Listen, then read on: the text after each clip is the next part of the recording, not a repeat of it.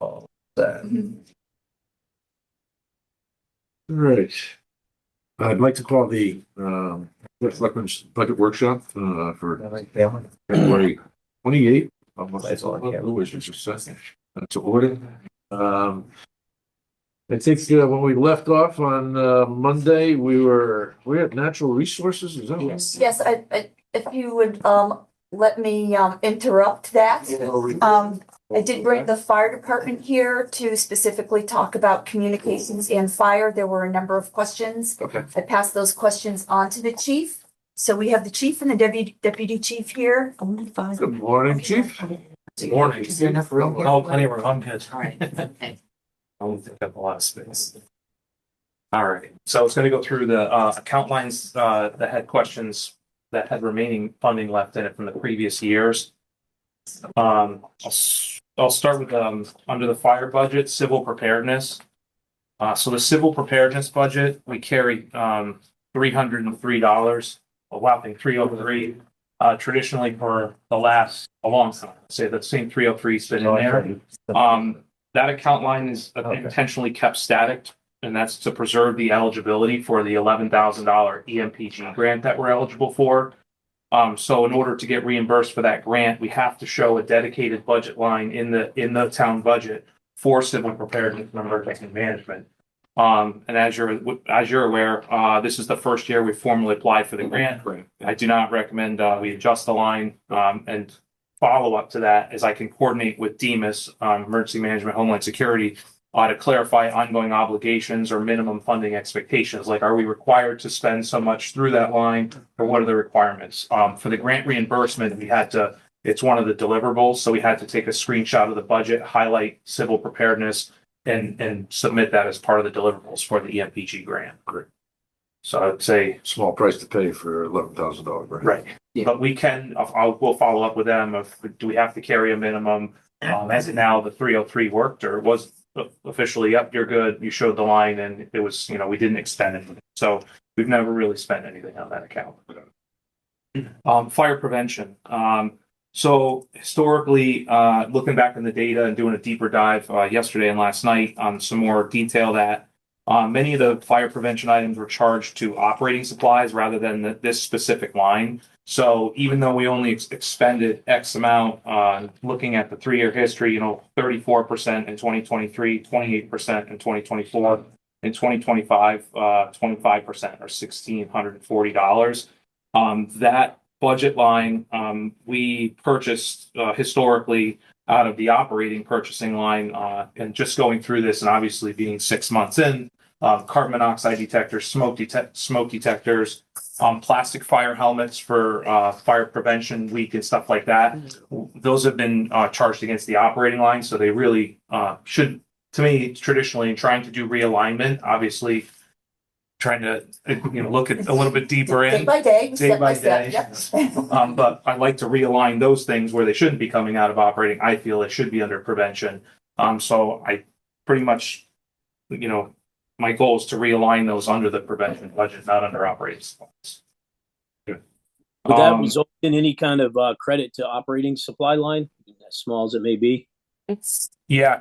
Yes, John. They if I'm taking, knowing that we purchased $1,000 or $1,500 in smoke detectors or CO detectors, that would essentially be a reduction in the operating supply. The question is, in your budget, would your operating supplies budget go down? Right. Well, right now that's budgeted to be paid exactly as it has been for the historical piece. Okay. That makes sense. So does that mean so I know we're going to move things, but so you have a $218,000 request for operating supplies. Is that going to go down? I didn't plan on realigning it this year. Is that what you're asking? I guess the question is for next year. So, yes, so next year. I know 26. 26. So, I think Jonathan's question is, if we're going to utilize fire prevention, does that mean the $218,000 budget comes down? Correct, Jonathan? Yeah. I mean, it's such a small amount. I'm kind of. It's already coming down 11,000. We already have a reduction there now, but Are we over in that line? item? Yeah, we've been over traditionally enough. So we've been over in that line item probably because we weren't utilizing where the other funds were. So I would say no, that the reduction in operating supplies that we've already requested is probably all that we can do at this point.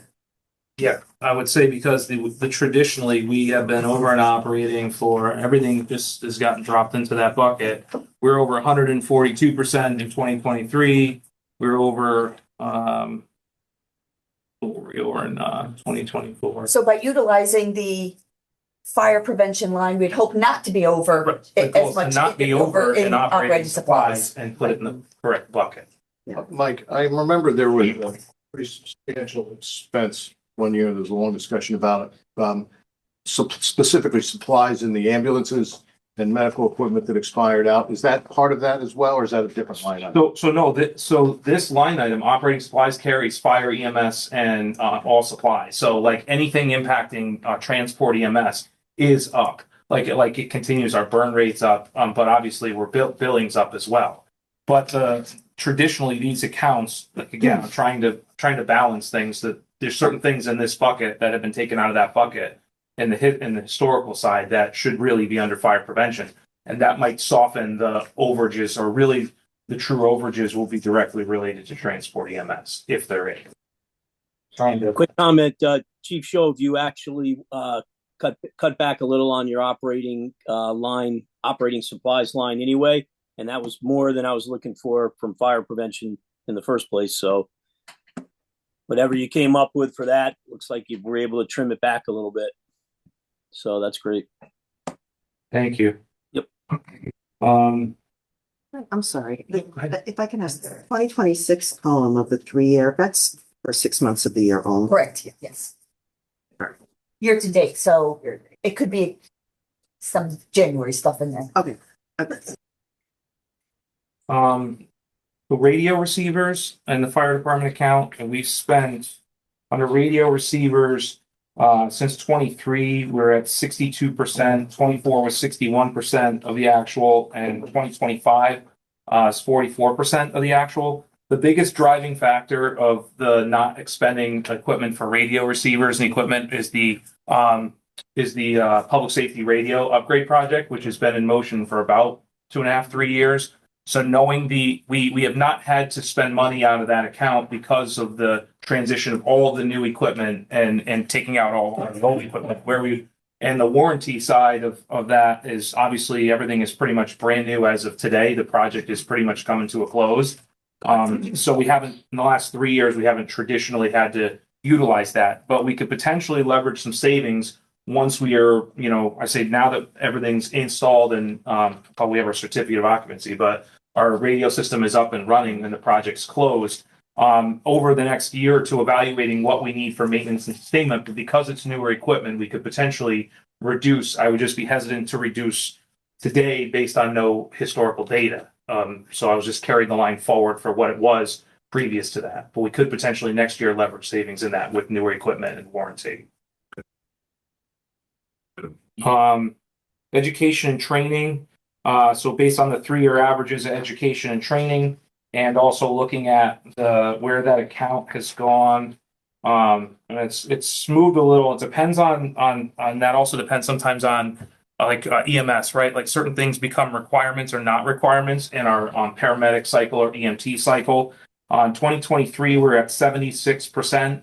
2024, we're over. We were at 64,889 in 2024.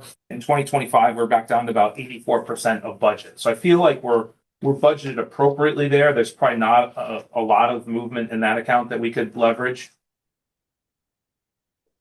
In communications, Can we? sure. I didn't know if you wanted to stay in fire, so I just wanted to, the numbers I provided for today include the new part-time EMS staffing. So you'll see we have a new line item that we are calling EMS peak staffing. Of course, I can't type, so I got an extra letter in there, I see. So between that new line item, which is just for the cost of the staffing, and some, and an increase in the health and welfare line for physicals, background checks, all of that type of stuff. So those two line items increased because of the new staffing proposal. And on the offset, I've added the additional $300,000 revenue to the revenue side. So you wanted to see where that looked with this new staffing model. It is in the numbers you're presented with today. Right? Mitch and Mike and I, went through all the numbers and figured out where to put them and how we should handle it. So we're all in agreement there. We're just Correct. talking about the I heard salary. you. Okay, all right. I also done with the snail. Okay. So that is in the fire, as you have today. So we'll go over that before we moved on to communication. Any questions on fire? Any other questions on fire, Jonathan? I need a little time to digest that, but I'm seeing what you did in the new handouts.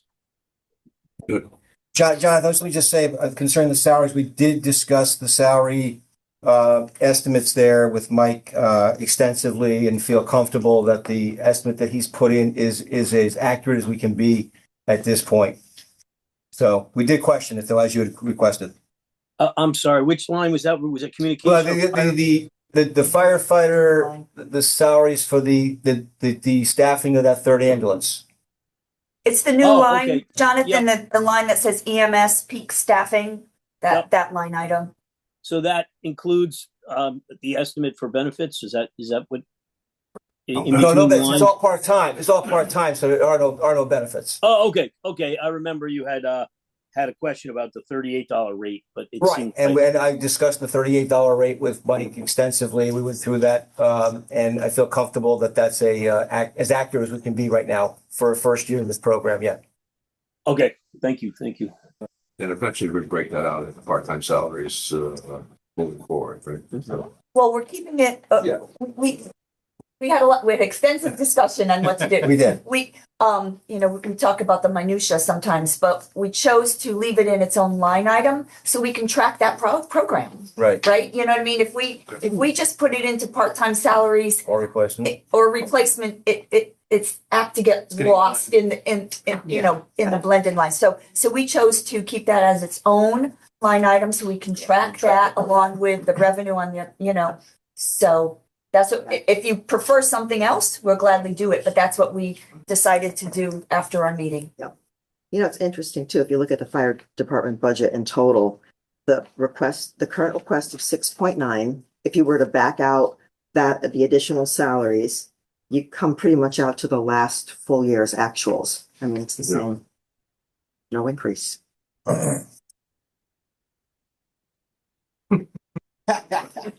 Well, We're trying. I mean, there's a lot of pluses and I know. minuses within that, but Yeah. in We are total, trying to. I know, yeah. we know you guys really study the numbers, but we live them. Am I right, Jim? Nightmares about them. All right, so if there are no more questions on the fire department, I got one question, Mary Jane. Sorry. Yep. I can see that because you got the updated revenue numbers and the updated expense numbers for the peak EMTs. I'm sorry, peak EMS. But is there sort of a bottom line to that? Was there, total expenses and total? it's about $100,000. yeah, so if you remember from the presentation that the fire department gave, the total first year cost of the program is about $202,000, and we have $300,000 in additional revenue. So there's Okay, about good. So 100,000. that still holds, and that's phenomenal. That still holds. Yes. Yep. And the soft costs too, John. Some of that are only year one expenses, right? Like that onboarding process. So those soft costs were about $43,740, which once we get the trained staff up, it's not like we're going to have to repeat that again every year. We may have some, I call them onesies, twosies, if somebody leaves or people come and flow, but that initial part of soft costs to start up are going to be less. Right, and that's in the health and welfare line, the physicals, the onboarding, the, background checks, on the assumption that similar people will do it year after year. We only have to do that once. So. Mike, it's been a little while since you presented this, and I really thought you're going to go back to your desk and figure out how to improve service and make the town another 100,000. So I'm working on it. expectations are higher now each meeting. No, this is a great proposal. I'm trying to say. Thank you. All right. Okay. We can move on to communications, yes. All right. So communications, part-time salaries, that account has not, I say that account is set aside for when we have, out of all 4 full-time dispatchers, there's 1 8-hour shift left open every week.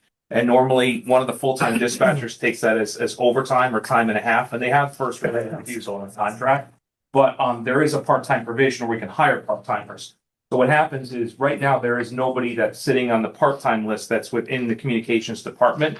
But we have 2 firefighters that are cross-trained to work dispatch. So if they work dispatch, it's not very often. It's only, I call it emergencies, but if none of the dispatchers can work or somebody worked a double and they can't stay for a 3rd shift, there's two firefighters that are eligible to work there. But what happens is when we, and I looked at the history last night of how many times we did this on the payroll side, about 8 times in this past year, a firefighter has worked down at the dispatch center to cover the dispatchers. So what we don't do is we've never traditionally requested a transfer from the $7,000 back to replacement salaries because they're paid out of the replacement salaries when they work that replacement shift down there. So maybe in the future to show use on the account, but the bigger question was, could we leverage reduction there? And I think just talking to you yesterday, I think we can. I mean, I think we're budgeted for, I think 7,000. Yeah, we cut it, 7,321. and we Yeah. cut it in half. If we can cut it in half based on the times that we utilize that the firefighters working over, but we could in the future too request transfers back to the fire department budget. It's very infrequent. It's not often, but like Christmas, I think Christmas Day, Chris worked. So we have this. It doesn't happen often, but Yeah. the problem is it pulls from a different salary line item when they do work part-time. And we also talked about, in the future, maybe changing pay code that we have, or, because our pay codes, when we tell it where it's posted, right? So, if we have these differences, we may, we have to discussed that see, with we have to EMS see as the well. benefit, the overall benefit of that, whether it's worth that couple of times or, but otherwise, now that we're more aware of it, Yep. we can certainly, keep up with it and make those transfers. So. So to summarize, that line item is really a placeholder. The expenditures comes out of replacement on the rare occasions.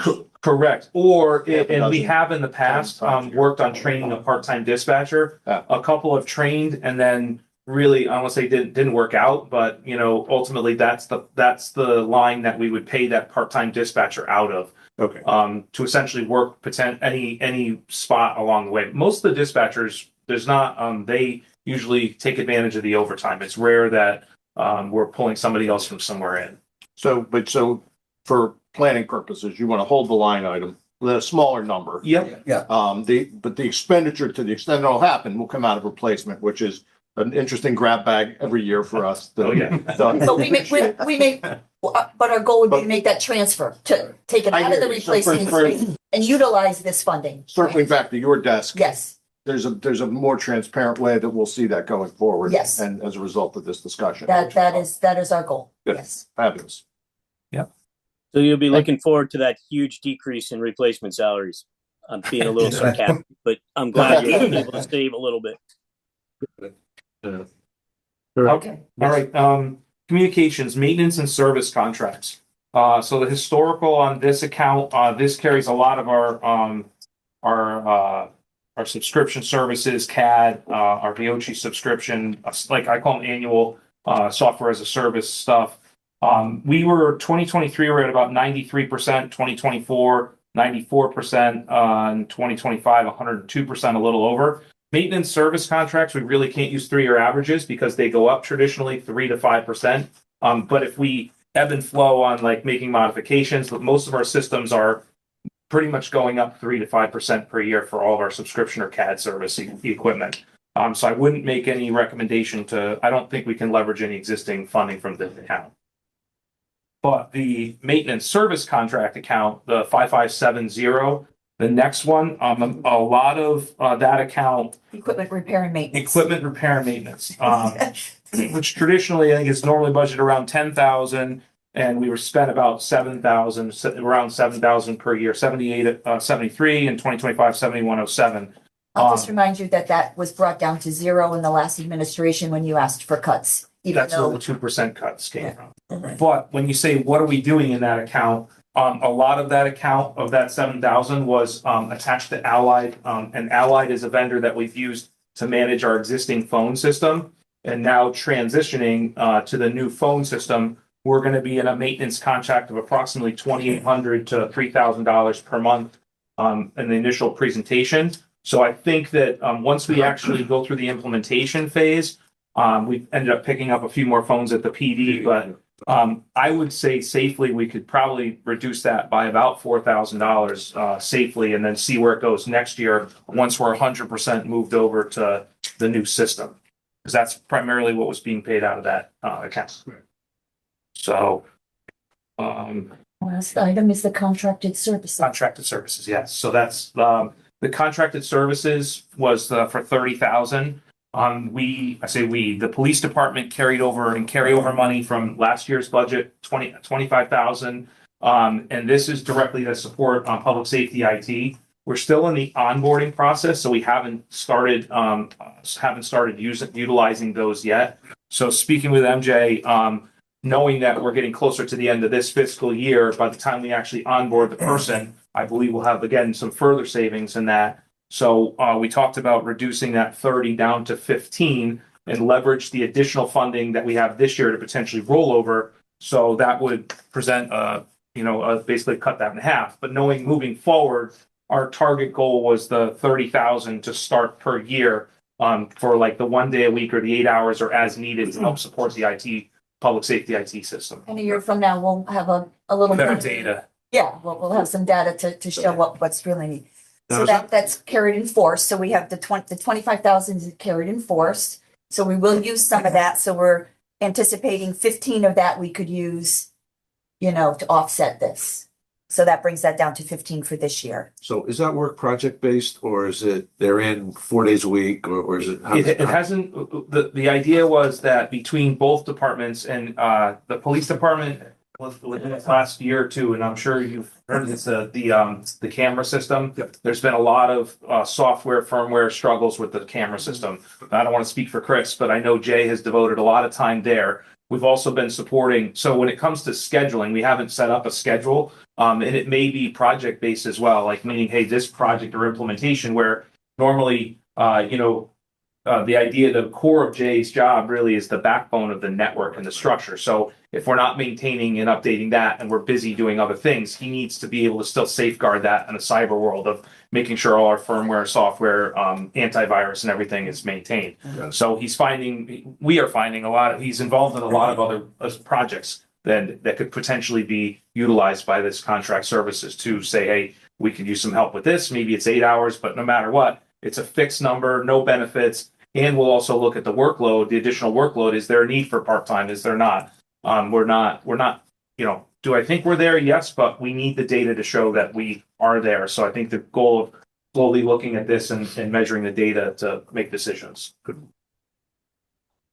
So this is a new person, a new individual that you're bringing in. That we would, contract. So essentially a contract services, and we would utilize them either project-based or, maybe a fixed spot for a period of time to help offset a little bit of burden for Jay so he can manage a little bit more of the backbone stuff. Right, and Jay's just picked up responsibility for managing the conversion of the phone system, so that's a project that is going to. It is. Yes. Jim has as well, so Yeah, that's true. both of them are big lift. And we had the kickoff meeting last week on that project, so we're hoping it gets going soon. They're moving. Yeah. I got a question / comment, I guess. This extra help with IT, is this going to be temporary, or do you think this is going to be year after year? So Because- honestly, John, I think we're going to monitor and look at the impact of what the dollars equate to and what we get for what we're offsetting, what burden we're helping. It's just the hard part with Jay is IT and IT services are continuing. The demand for help, support, and need is beyond what we're at. So I think by supporting him with fixed dollars or, fixed money to evaluate a period of time and look what that impact made, maybe if the police department's changing, I think they're in a 5-year contract for cameras. Maybe if they're changing, there might not be a need or less of a need for this, but we're in this big conversion to the new phone system. So him and Jim have been dedicated to, X amount of hours per week working with the onboarding team with the system. But the value of that system over time is going to save us a lot of money. But I think when it comes to this fixed amount, it's a fixed amount, and we can evaluate every year based on data and the impact and what we've done with the money and was there a need. So I kind of am going back to something that's so far historical. It's like the dinosaur, but the efficiency committee wanted, the town and maybe even the Board of Education, which I don't think has ever really happened, to consolidate their IT. So I just worry about like a slippery slope when each department wants to sort of gear up its own little IT budgets. Well, I think we work collaboratively with the town IT department and projects and all of this stuff. So I don't think we're our own IT budget. We manage the public safety side of it, but we collaborate. We work between, and I'll give a couple of recent examples of camera systems, right? Like the town transfer system, transfer station, and also the golf course. Instead of them paying an outside vendor probably 3 times as much money, we've leveraged the savings, similar to in the past. Can we leverage our full-time staff to help offset prices? And I think we've collectively done that between 2 camera systems in both of those locations where our public safety ITs and finance department and the town IT are the ones that are accessing and managing. So we collaboratively work together all the time. Yeah, so I don't think and IT is creeping into everywhere. So I realize that as well. Hurdling. Yeah. And the other thing is, I think the rationale for us having brought Jay Leatherman on board several years ago was we had a sworn officer doing most of the technology support work.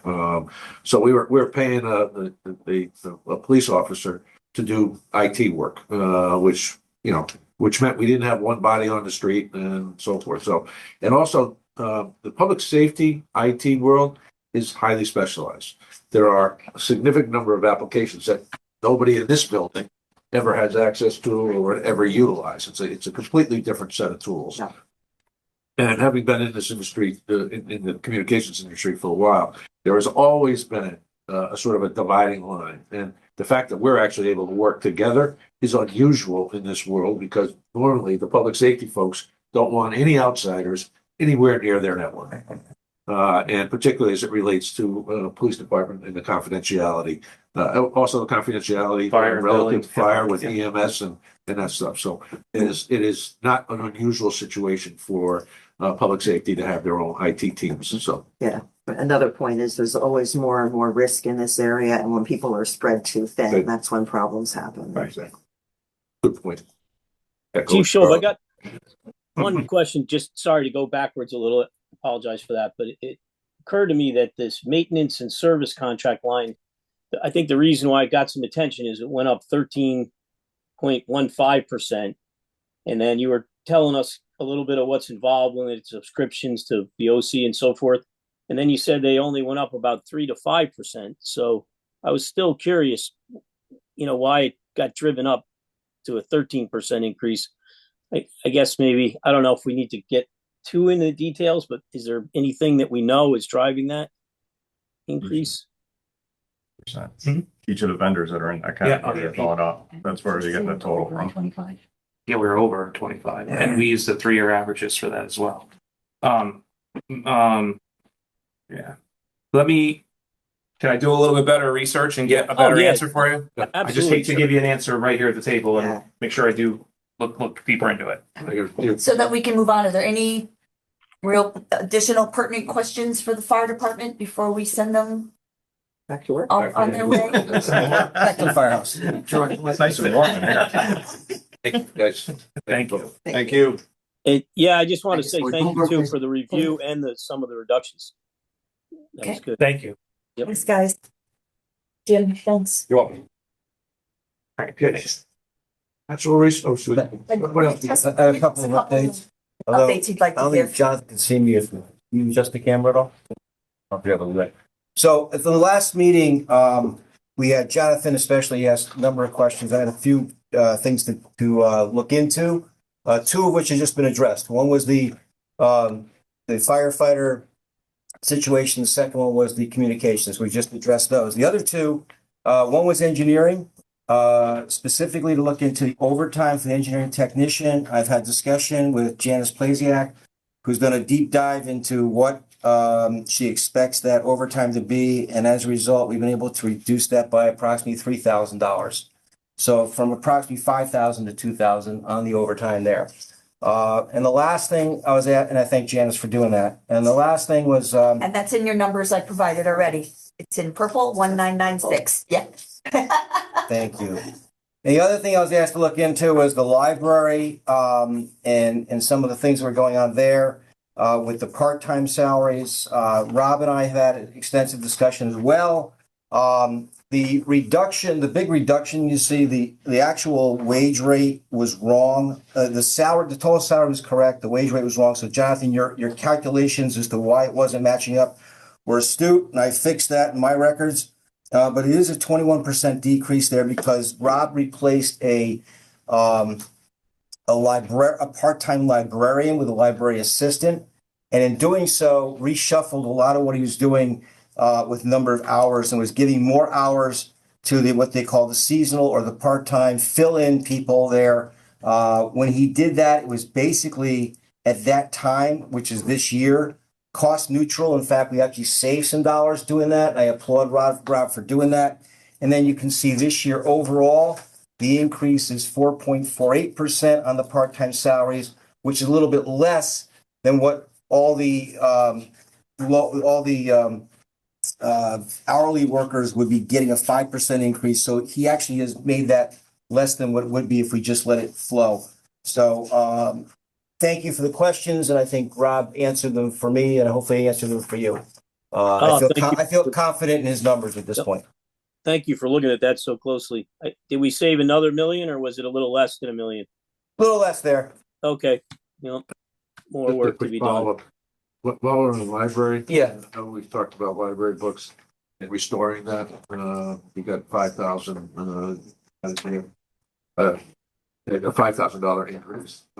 Any consideration for reducing that, cut it in half and commit to doing it over 2 years? I know, Sandy, that's anathema to you, but No, it's not anathema. I know we have to make cuts in every department. No.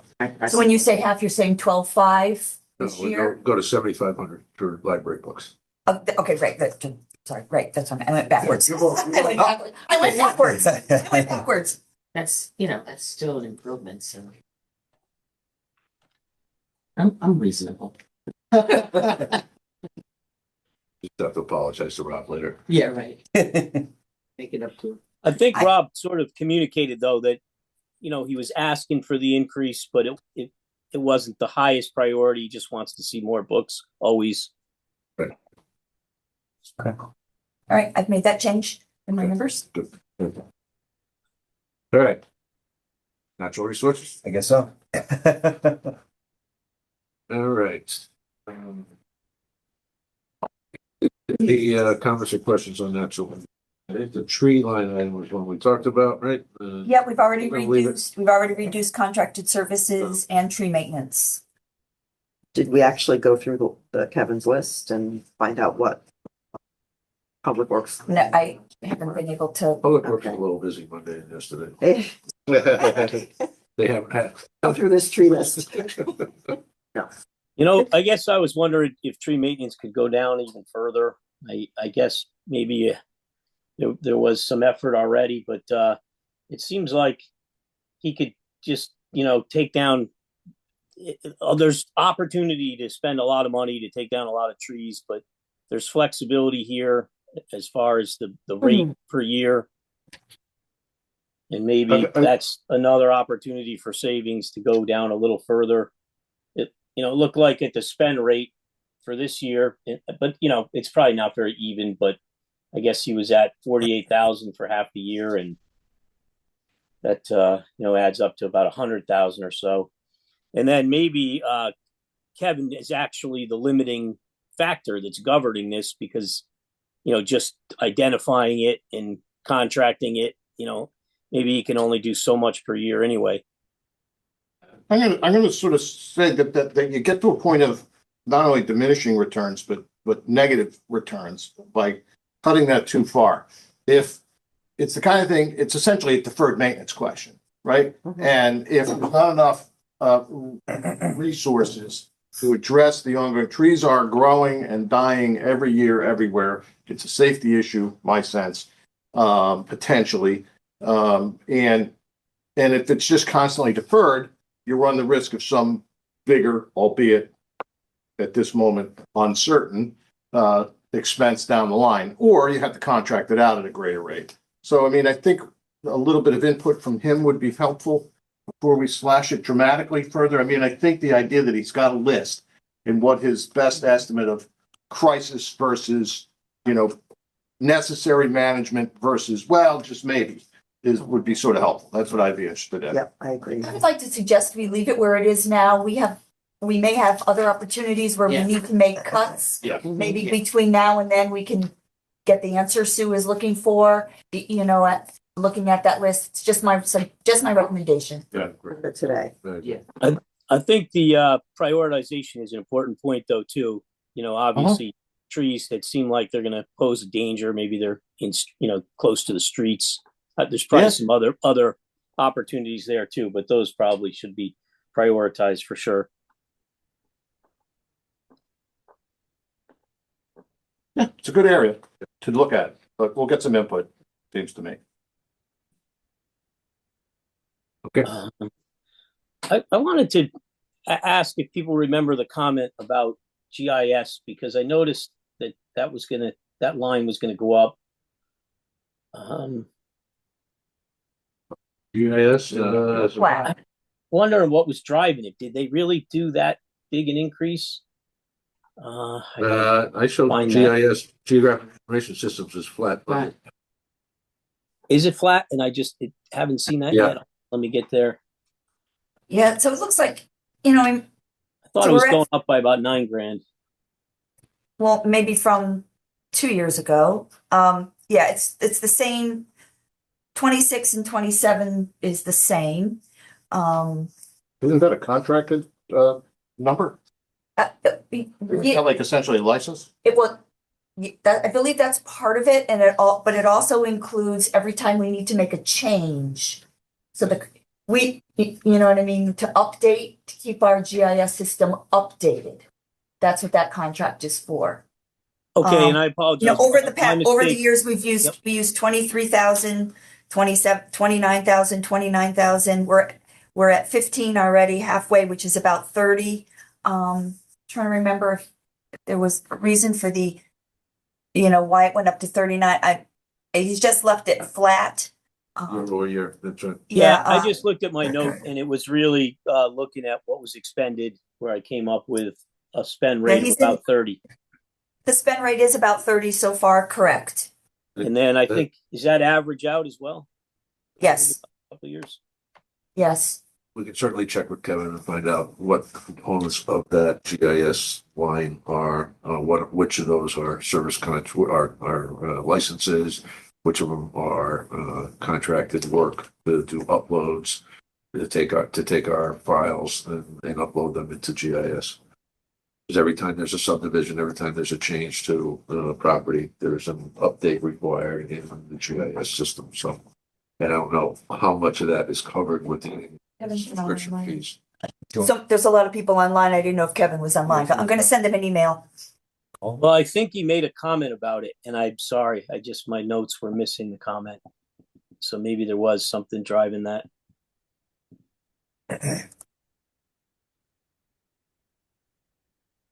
So I got two more on natural resources, whenever Yep. you're ready. So I wanted to ask about overtime based on the spend rate of only just $51 so far. And I think, I don't know, historically, in the historic numbers, I didn't see natural resources.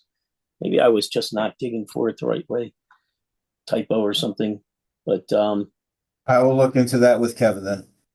Okay, At 2024, there was 5,300 in overtime. Right now, there's very little. But I think that becomes more intense when they clean up the trails in the springtime after. I think, are you looking at the overtime for the administrative Is assistant? that the admin assistant? The admin assistant, yeah, Extra 5 the hours. extra 5 hours. That's that represents the extra 5 hours. The admins are, the department head is able to utilize for their admins. So we budget the full extent of that 5 hours over the year, just in Yep. case. But I So will- you see that in many departments.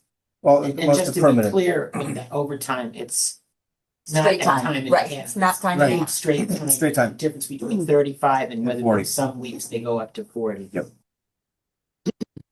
so unfortunately, another small dollar amount, but I was also asking to look at education and training a little closer, just based on the spending of only 310 so far this year. And now that's at like 3,000.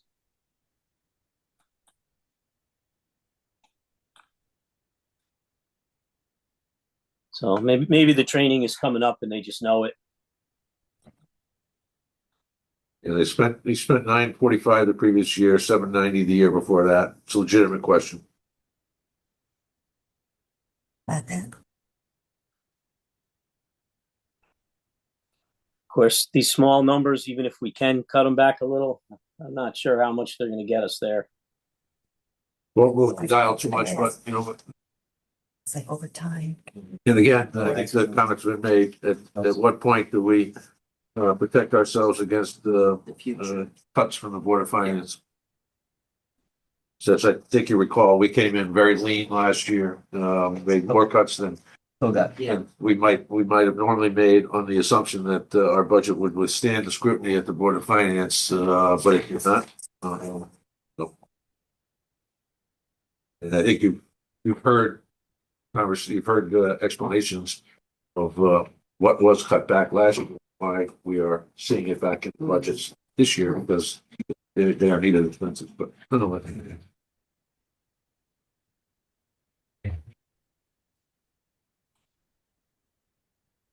All right. Yep. I did. Thank Can provide more accurate number of time. Kelsey, is that Great. the question? Yep. All right, I sent him 3 questions. We'll see if we get, see if he All gets right. back to us. Park and Rec.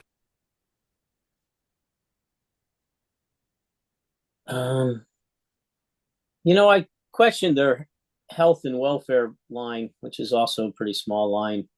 I don't know.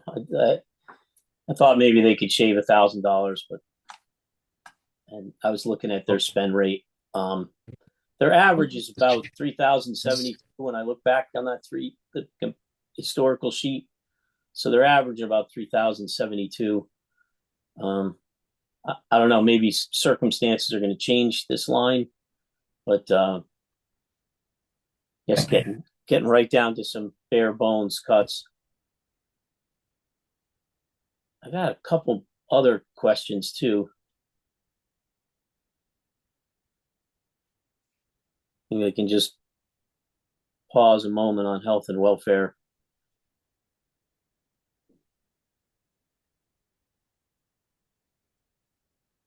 You can ask the question. Yep. I'll Okay, Let's should I see. keep Let's see, plugging there's away been a little here? There's been a steady increase in the health and welfare line from 23 up. It was 2,300, 3250, 43, almost 44 in 2025. So they seem to be using it. What are they? Yeah, what exactly what comes out of that line? That Do we know? could be just timing, right? They're doing it at the end of the Yeah. year. I was just pulling it up, but Pam's on the line Pam's as online well. if you want Pam, Hi there. morning. Well, Pam. Yeah, this line item is for drug testing, physicals, and human performance evaluations. We have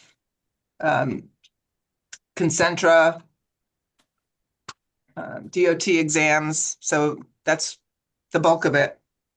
Thank you, Pam. So Jonathan, that's something we do with all new employees, and we get quite a few because every time we change out a seasonal person, we have to do a HPE or human performance evaluation and drug test before they're hired. That's number one. And also, we are mandated to have all our bus drivers have regular random drug testing, just like Public Works. So we have to pay for that as well. That's through CCM, so we get a significant discount, but like everything else, it's an expense.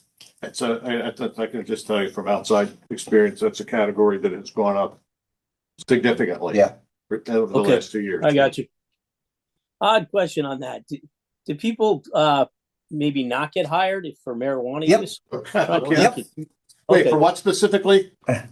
Well, I thought marijuana use has become, I guess, I don't even know because Marijuana use is a tricky category. We're not rejecting anyone for marijuana use, although it is still tested. However, we have had some people come up positive for others. But, we've also had people fail the HPE, the human performance evaluation, not having the ability to lift what's required in the job description. wow, yep. So it's not often, but it does Yeah. happen. Just like our background checks that we do with the police department. We try to screen our new employees as thoroughly as possible so as not to take on an issue that we don't need to have. Yeah, which could result in disability claims. Yeah. Okay, this was just a weird accounting thing. On one of the spreadsheets we got, I think at the last workshop, there was an open part-time position that was up 188%. And I thought maybe that was just some kind of weird mistake, but maybe it was contributing to a higher amount overall. That goes back to the fact that we've increased our part-time parks maintainers. Last year, you may recall, there was a request to put on a full-time additional parks maintainer, which was not accepted by this board, but in a compromise, there was an additional part-time or seasonal parks maintainer. That's the difference you're seeing there. Plus, so what happens there is we increase the hours significantly of the part-time person that was working, I believe, 15 weeks is now working 39 weeks, like the rest of the maintainers. A lot of the salaries for the part-timers are fluid. Some of the ups and downs you see are in the bus drivers situation, because the bus drivers will go, sometimes they'll pick up more hours at the expense of somebody else reducing their hours. So it's an up and down. But overall, you can see that the overall increase was about 5%. There is a request there, as you know, for the part-time receptionist and transportation people that would increase that to an 8% increase on the part-time salaries. Okay, and then I guess the last question was the seasonal part-time line increasing by about 15%. We're adding that many seasonal part-time hours or part-time people? Pam has gone back. She's here to speak about this, but she's gone back and looked at the actuals for last year. But you got to keep in mind the fact that a lot of these seasonal people are our camp counselors, our aquatics people, and people like that who come in at just minimum wage or just over minimum wage. And since the minimum, and then it creates a whole tiering effect of the people above them. So you can't have the person on below getting more. So it does give a ratcheting tiered effect there that pushes up salaries, and the minimum wage has gone up much more so than the 2.5% to 3% to 4% that we've put in for other people. So that's what's caused most of that. I don't know, Pam, anything else to add to that? No, you hit it on the head. Okay, thank you. So those are some of those $2 increases that are just adding up percentage-wise to a large percentage. And right, when you take somebody from $11 an hour to $12 an hour, you're looking at almost a 10% increase there. okay. And also, to Mitch's point, the more that the people that stay here year after year, they're not going back to the lower rate, they're staying at the higher rate. Right. Okay. So let me ask Matt, a CCM, maybe not CCM, who's the lobbying group? CCM. CCM is trade lobbying organization. Okay. As its cost. At the risk of taking a position contrary to the blue universe, I mean, what is the legislature's view on this minimum wage? I mean, is it increasing indefinitely? Is there a cap beyond which it's not going to It's increase? indexed Index for inflation. every year. Every year indefinitely. So it's not like there was a plan 7 years ago. There was a plan. There was a plan for about a 5-year plan that was taking it up almost $1 a year until it got to $15 an hour. And then since then, we've moved up. Well, the state has moved up. We're just under $17 an hour right now. You know, And our minimum wage that we hire people at right now is $17 an hour. So we're conforming. we're just a couple pennies above the minimum wage. And so our lowest employee, if you will, coming in as a first-time camp counselor, let's say, would be getting the $17 an hour based on the minimum wage. And so now going forward, this is helpful. Thank you. It's indexed for inflation. So we could be looking Right. at 2, 3, 4%. Or nothing, depending on how inflation goes. Yeah. 0.7 right now, right? About that, yeah. Okay, doke. I got just one more question. On my notes here, the park and rec receptionist and transportation, we're going to forego that for this year. Is that right? They are out of your number. They are out of your numbers at the moment. Yes. Okay. Sorry, Pam. Sorry about that, Pam. I was trying to keep track of that and I lost the notes on that. I apologize.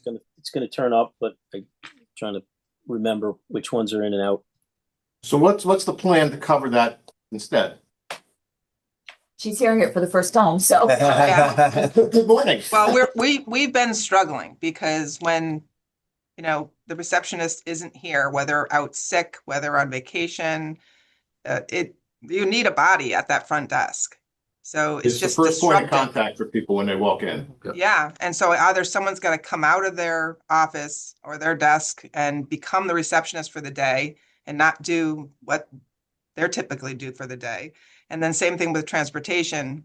Terry has found that, when Savannah's not there, that position has to have a body to take all those calls and to work with the bus drivers all day long. So ultimately, we've been hiring Stephanie she's been a sub, and we've been filling it when we can, but I figured we should budget for it so that it's proper. Great. Understanding the demonstrated need, the challenges with this budget. I think what we've started to gravitate towards is the second year a request comes in is more likely the time it's gonna be granted. I think that's consistent with what we were talking about with Public Works and what we're talking about with the permit tech over in Town Hall South. So I quite honestly, Pam, I think we're probably going to look to revisit this next year and some data points on exactly the impacts and how often you're short and what we need to do would probably be good to gather over the next year. Okay.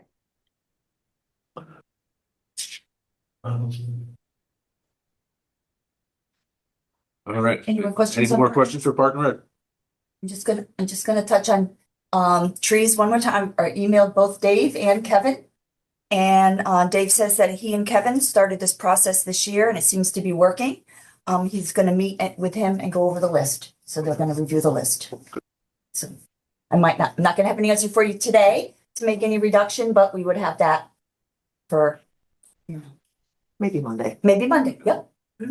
Actually, Thank I think Kevin's list is actually in VOC, if I'm not mistaken. Maybe when we take a quick break, I can take a look at that number. I have no idea, but Dave will. That are either, in various stages of severity and need of treatment. So 99% sure that his list is actually in the VOC system. So, which is what he uses to manage that plus whoever calls and screams loudest. Yep. Okay. Planning and zoning.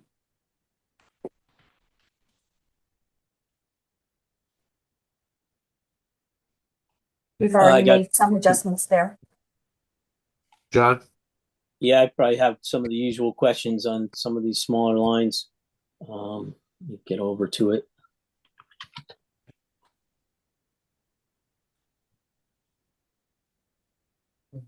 So I guess I was going to ask about the overtime budget based on, the 3-year average and then the spend rate so far. Like they're at 9,401, if I'm right. And I think maybe we could even reduce to around 3,500 based on some of the averages and what's being spent so far. So, I mean, we could look into that with Ann. I don't think she's on right now, but here's the issue with the overtime there.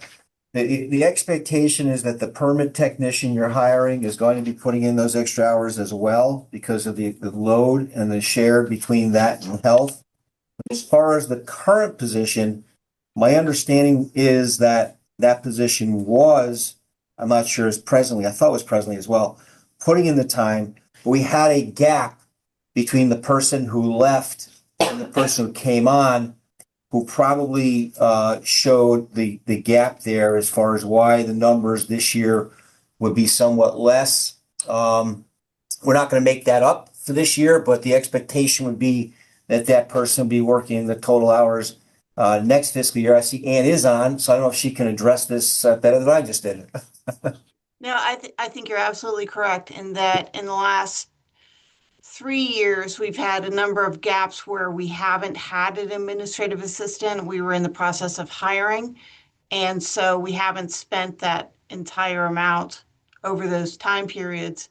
But the expectation is going forward that the admin would be working the 40 hours a week, which includes that 5 hours of quote unquote overtime.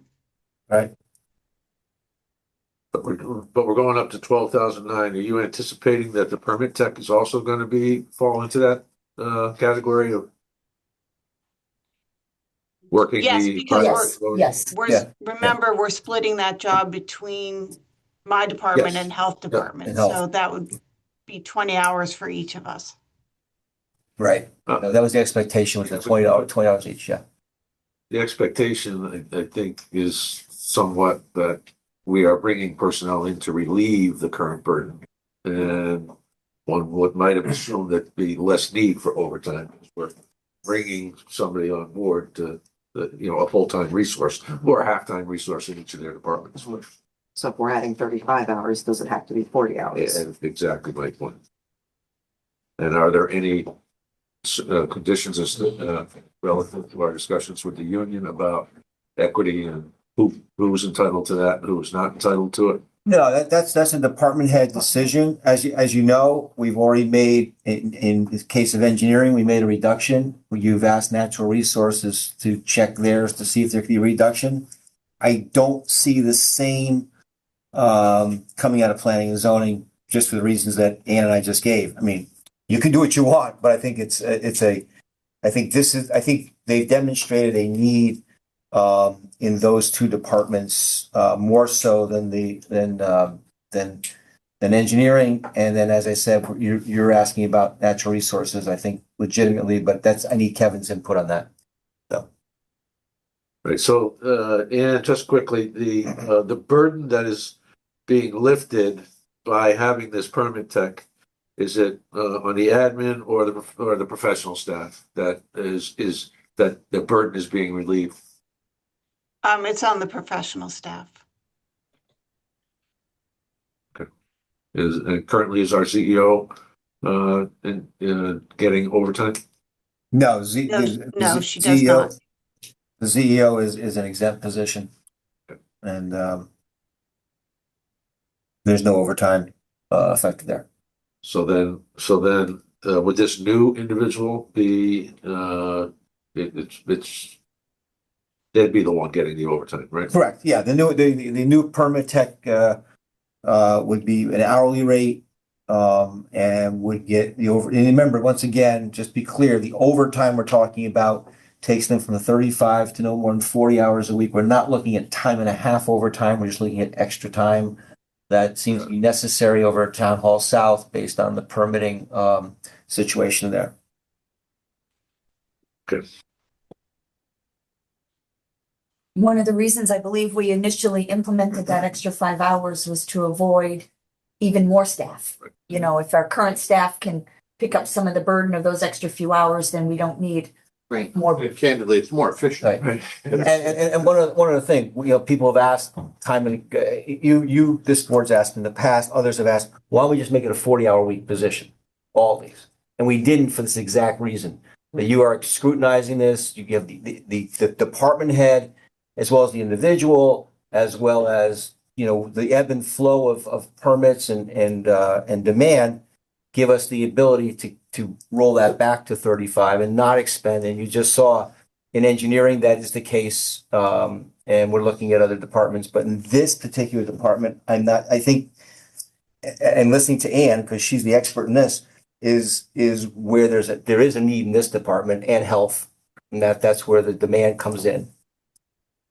If I may, I would just say that both Abby and I are regularly clocking between 45 and 55 hours a week just to make up for the fact that we don't have a permit tech. And that's just not sustainable over the long term. Agreed. So this Agreed. is really about taking the pressure off ourselves so that Yeah, we don't burn out.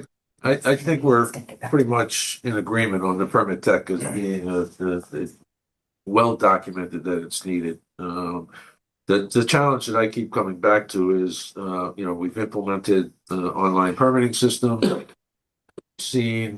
we seen any net positive benefits in terms of workload, efficiency, effectiveness? Because it was anticipated that there would be some reduction or some easing of the workload because we're going electronically. That may or may not have been manifested to date.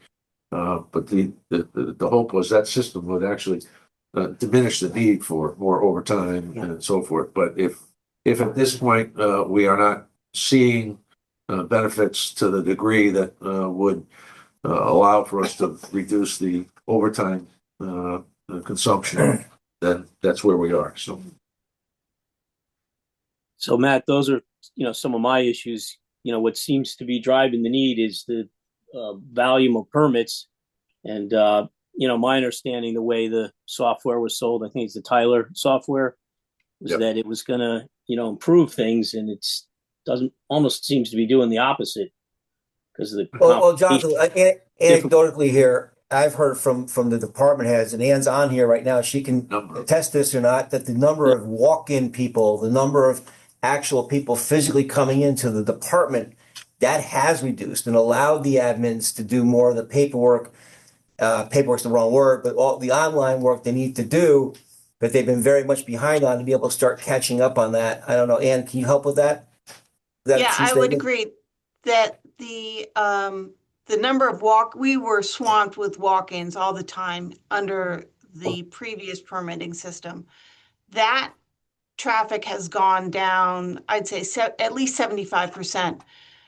But I would say that they have been sold a reality that isn't a reality in terms of the online permitting system. Our work is maybe even more intense than it was previously because of the fact that folks who are submitting permits, nothing is preventing them from uploading completely irrelevant documents or not the information we need. Previous to this system, we were all vetting that information as it came in paper form, and so then we would upload those documents. Now folks are doing that for themselves, but that means the quality check happens after the documents are in the permitting system, and it actually takes us longer because then we have to go through all the documents one by one in the permitting system digitally, which is actually harder for large format documents. And then we have to reach out to the applicants individually and say, okay, you gave us X, but what we really need is Y. And then there's the back and forth that happens in that. So it's actually a bit more intense for our staff in terms of the time it takes to vet one individual permit. But the other point is that we have no influence on the numbers of permits we get in any given year. If construction stops and permits go down, then we have more time. But in the last 3 years, we haven't seen that happen at all. And one of the other intended benefits, or at least stated benefits, of going online was to reduce the window of time that it takes to get through the system. And that's usually manifested in the number of calls that wind up in the selectman's office relative to why my permit hasn't gotten out. There has been a decrease in those type of calls. So I think we are processing, even though Ian talks about the process here being somewhat cumbersome because we have to quality check the applications after they're already in the system. I do believe that the window in terms of issuing permits and getting them out the door has gotten a little bit better. But the other thing we have to remember too is I think we've seen the data, the number of permits that are getting processed is another factor. Including the change to allow for us to comply with the state laws relative to issuing or reviewing zoning permits first. That was a process that we did not adhere to up until, what, a year and a half ago, a year ago? Yeah. About a year Year and a ago, half. so. Yeah. Right, so that's part of the burden that. And that's my other concern is, I always dream of processes getting more efficient and easier, and seems like that added more permits and made things a little more complicated. Well, It we did. can't choose whether we comply with state statute or not. And the fact that the department wasn't complying with it I can't really speak to, but we have statutes. And the bills we see coming out of the legislature actually are creating more and more burdens for towns. Lots of unfunded mandates in terms of planning and zoning, and our workload is only going to increase from the legislation that has been passed in the last year. Is that statute specifically required that the zoning permit has to be done for each building permit? Because that's what seemed a little crazy to me. If you got a furnace, maybe you don't need to go through the zoning permit, even if it's just administrative. Yeah, I mean, I understand what you're saying. Unfortunately, the state statute does require a zoning review for every building permit.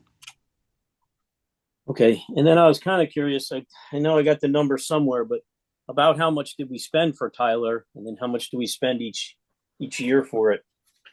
Oh, MJ can pull those numbers together.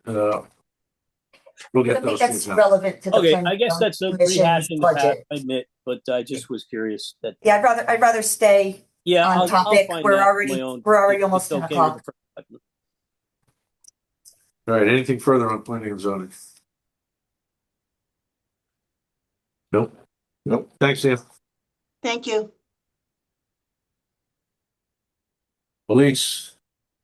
Policia. All right. So we have did we remove the two new bodies? Yes, we did. Your numbers already represent that. That's what I thought. Question. That just sounds funny, somebody jumping into the middle of the meeting. The police removed the bodies. Remove the bodies. I got a general question, and I guess it makes sense, but I just wanted to confirm something with Mitch. When you carry a new position, it looks like they get an increase, and I guess that's because that's the contractual increase, so it's going to be applicable for a new person. Yes and no. With the new person, which you've just decided to eliminate, I can just make quickly. The chief was anticipating bringing in someone with experience to both those positions and bring them in as a grade A. If we had hired them, quote unquote, off the street or a new hire, they would start a probationary rate, so it'd be a lesser rate. When he budgeted it for the grade A. In anticipation of that, it could have been less. At this point, based on your thoughts, it would be zero. Okay. I was looking for some notes because I think that maybe Chief Massey touched on this, but the communication electronics doubled, and I guess I should check the latest sheet to see if there's any change on that. No, But- I haven't made any further reductions in the police department, Okay, so it's kind of still wondering why that doubled, but I apologize if he made some comment that I didn't get into my notes. And then I do noticing have a how note. Excuse me, Jonathan, Sue has an answer to that? I did make a note that 8,000, you were talking about the communications and electronic, Yep. yes, yeah, 8,000 related to license plate readers. is that the standing? Correct. So now that you say that, I can explain. So the license plate reader is in your capital budget. If that gets approved, he needs that 8,000 in capital. Sorry. That's. So there's a direct correlation between the two. If we do something different in capital, this 8,000 can come out.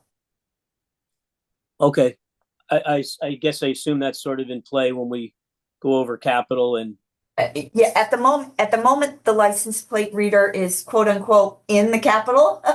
Yep. So I have had conversations with him regarding that. So when we talk capital, we can Yeah. talk about that. But there's a correlation between the two. all right. And I remember some comments regarding that particular capital purchase about privacy, and I kind of have some of the same concerns, but okay, that's a great answer. And so that's part of the ongoing cost of the stationary license plate readers. If I'm getting that term right. This is just a comment. The uniform allowance is pretty high. I don't know if in the contractual way you might be able to say we're going to switch to something like a service, and maybe this could go across other town departments, and the service I believe provides. the uniform is what's in the contract for the officers providing the I uniforms. recognize that, but I'm thinking of the next contract cycle. Should we think out of the box and say we're just going to do business with a company and they're going to take care of your uniforms and your dry cleanings and It does. whatever else? Well, I can't speak to the dry cleaning, but the actual uniforms, I believe there's a preferred vendor they use for that for new officers and for replacement of uniforms when they're damaged. Yeah, I don't. It's not something. It's not money we're giving the police officers. It's money we're spending to purchase their Right. their gear. Yeah. Oh, okay. Allowance threw me off. I thought it was. Yeah. It's just the Contractual. it's the line item so that it stays consistent Okay. for uniforms. But yeah, so we're already we use Sports Plus, we use Fairfield Uniform, we use Common Sense EMS for badges and that type of thing. They're You think it can go down a little? Does that include as if you had gotten the two new people? Because it went from Oh, that's a 84. good I'm not question, sure. too. So we do provide, as part of that, we do, I do show a payroll item that we are paying for uniforms. I'm not sure, that could be for the cleaning and that type of thing. But So, I asked this question not knowing the answer, admittedly, just to think out of the box and see if there's any other alternatives, because, we're spending about 100,000. yeah, I can see the 20% payroll is a large chunk of that on top of what we're doing. So All right. speaking incorrectly here, I think. The uniform and clothing allowance also include the vests. I feel like that was a separate. I think that's in capital. That's the 5-year capital. Yes. So Jonathan, I apologize. We do pay a payroll, so I can check with him on that as well. Okay, I mean, obviously, it would be But I like think that's contractual. probably It's not gonna probably happen contractual. right away. Just something that I wanted to, I don't know, comment on, see if there's any alternatives to that. It's Yeah. more expensive than I thought, but their equipment is pretty specialized. And Well, I think we have 46 police officers, so even if we give them $1,000, that's 46,000. So It's more than that contract. More than that. but More than that. It's like 1,800. also it's almost 2,000. So yeah, 1,800. Yeah. So it's volume of officers as opposed to And the question was not so much a problem with the allowance. They got to have the right uniforms and equipment, but just is there maybe a better way to get them that equipment in uniform? And I don't know the answer. I'm Yeah, throwing. we That's a could, comment. but we probably couldn't do that within this time period because of the contract, but certainly Absolutely something to true. look for in the future. Well, very much noted. All right, the next line. Yeah, sir.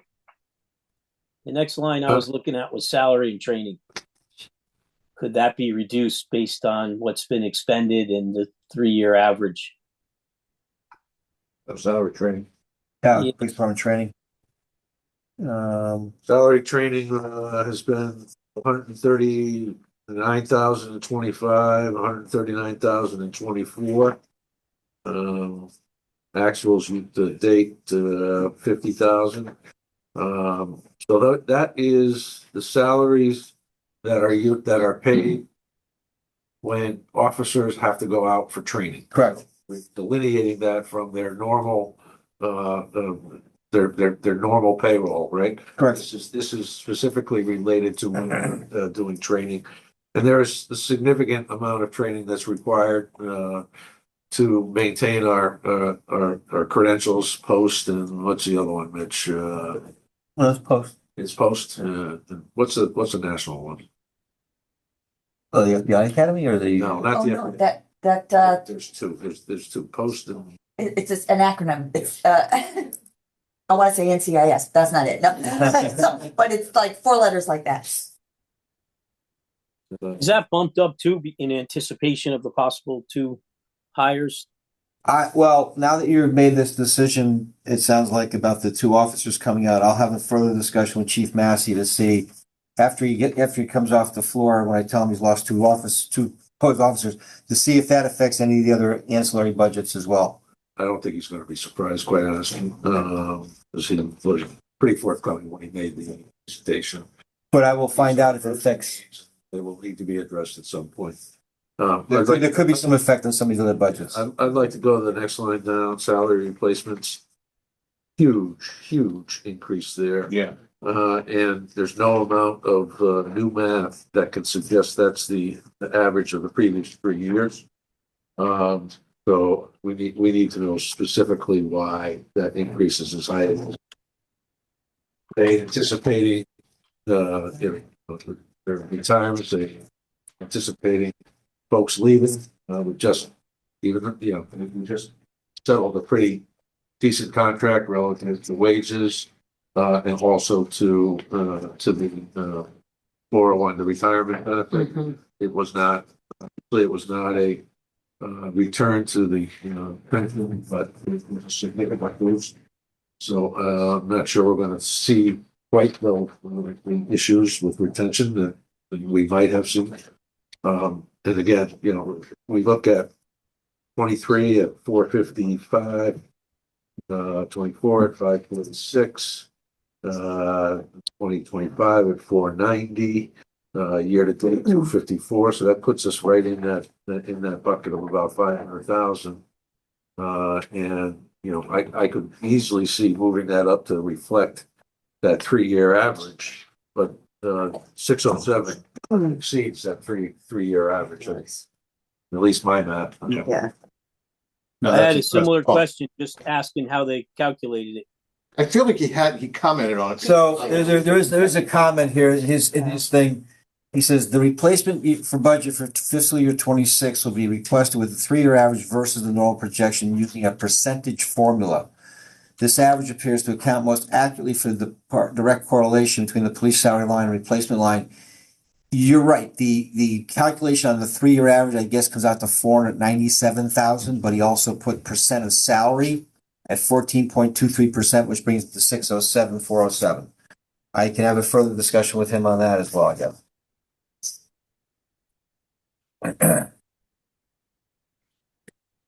I didn't find any more explanation in ClearGov. It's the same thing, so.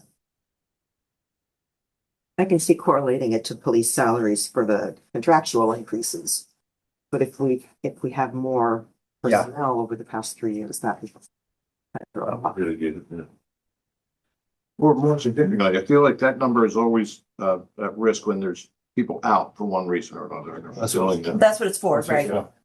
So if we have some unusual Well, if you have several workers' comp cases going on at one time, or you know, something like that. Yeah. Which, not found lately. Not experienced the high rate there lately. All right, I guess I'm getting into smaller numbers again. Sick leave exchange seems to not have a lot of history, so it's maybe something that's newer. But I was wondering, based on the spend rate, if that's going to be about a 4,000 a year spend rate instead of 6,000 and change. Thought he had backup for that. I don't have that one. Backup for sick leave. I'm looking. I mean, that's for the people that do receive the sick leave per contract. Is that new to the current contract? It's actually old, and I think it's just a couple people that are able to take advantage of that, I believe. Right, and that's money that somebody has to retire in order to get that, right? No. This is because they don't. There's a place in the contract for certain people. If they don't use their sick leave over Oh, 140 over 140 days. There's a 1 to 5 payout there. Oh, okay, so it's not returned. Believe that. Does he have that there? I don't have any explanation. No. Can we take a 5-minute break, Luce? Overtime. Have to step out for a minute. Sure. All right. Sure. Yes, thank you. Refresh your coffee cup. Go. Then go for the minute, I'll put it in. Thanks, Brennan. Mitch, you have. Yeah, so during your break there, I did have a conversation with the chief, police. I did, let him know about the reduction of the 2 officers. That does create some ripple effects. Let me go through them with you. The first one, the last thing you were discussing, the sick leave exchange, Jonathan, that stays where it is because that is actually senior officers that by contract are able to exchange back unused sick time, 20% of what they don't use. So that can't move at this point.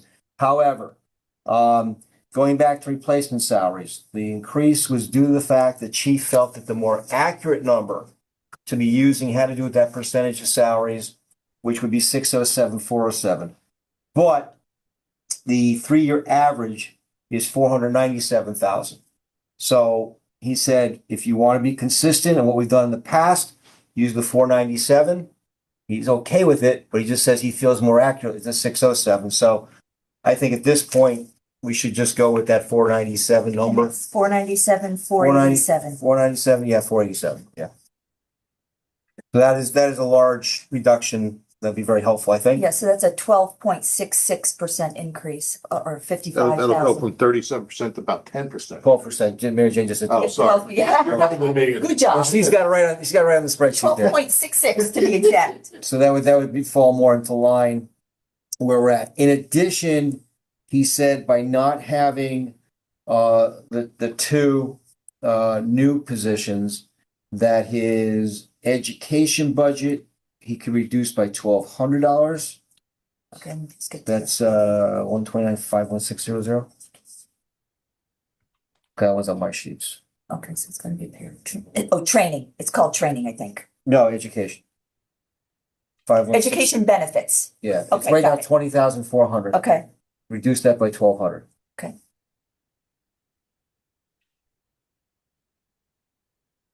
Then what doesn't show on the salary sheets, but he also mentioned to me the uniform budget could then reduce $3,400. Minus 3,400. So I guess before 1,800, that's 17. So as you can see, that's contractual. It's 1,700 a person. So that would be, 3,400 off of that. And then finally, under service contracts, I'm not sure what went into that, but that is $1,200 a person for that. So that can come down $2,400. Maintenance service contracts? I guess he just mentioned service I have contracts. maintenance service, okay, That's probably it. okay. So it can come down how much? 1,200, 2,400. It's got to be equipment or something. Radio. Yes, that you need to make. Maybe the best. Yeah. Cameras. So that would, the other, he did not take into account the 2 additional bodies for the overtime, or any other additional replacement. So the replacement goes back to his other number with the 3-year average. The overtime would stay the same. The stipends are for the sergeants and everything else I've just mentioned, what we could do, and couldn't do. So there we go. That brings their overall budget to 6.29%. That helps. Was there any mention of that salary training line that I kind of brought onto the table? No reduction there. I figured the two new people would need some training. He did not mention that as one that he can move at this point. Okay. I think I think that was one of the ones he said he did not include the new people in that particular item. That was only go up by 3.85%. That's, Okay. yeah, that's pay increase for that. Yeah, that probably moves along the pay Mhm. increases that we see for the current officers going through training. Can he still take a look at it based on the current spend rate and the 3-year average? Well, yeah, he did because look at his Mary Jane, do you have a new salary increase based on taking those two officers out? 4.94. Okay, he's got a 4.94% increase in salaries. So that should equate to what it is in training. He actually has a lesser number in that. So I'm confident that he's got a good number in there. All right. I mean, it wasn't my comment wasn't or observation wasn't really related to the additional officers. It was just looking at the 3-year average. It looked like that was 126,000, and then looking at what we spent so far this year was 47,000 or so far. 50. And I think the budget is at like 162 or something. 162, yeah. 62. So I just thought there might be, I don't know, 30,000 or so there, or 36,000 or so there. Yeah. I'm gonna send them an email, see if we get anything back. Okay. And sorry, the other items are getting to be even smaller dollar amounts, but sort of some similar issues with special events. Looking at the 3-year average and what's been expended. I'm sorry, which line item? Special events. Looked like the 3-year average was about 10,433, and we've expended about 5,353 so far. So I thought this might be more appropriate around 12,000.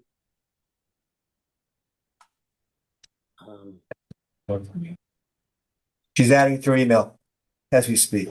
Okay. To ask the question, I guess. There's a couple more like that too. I looked at the experience with building maintenance too, and seemed to average around 33,000. And so far we've expended about 16,500. So it seems to be tracking somewhere along there. So little cushion, maybe could that go to 35,000 instead of 44,300? I think it's at. Special events, and which one was that? I'm sorry. Building maintenance. Building maintenance. Special events, 2025, they actually spent 13,500. I know they added additional officers to some of the events. I'm asking the question. Right. Training, special events, building maintenance, anything else before I hit send? I guess, yeah, there's two more, the health and welfare line and maybe the computer hardware line. Kind of the same thing based on experience, could it be? Yep, as I said, based on the 3-year average, yeah. And experience. All right, it's gone. No more questions for them, no. Good.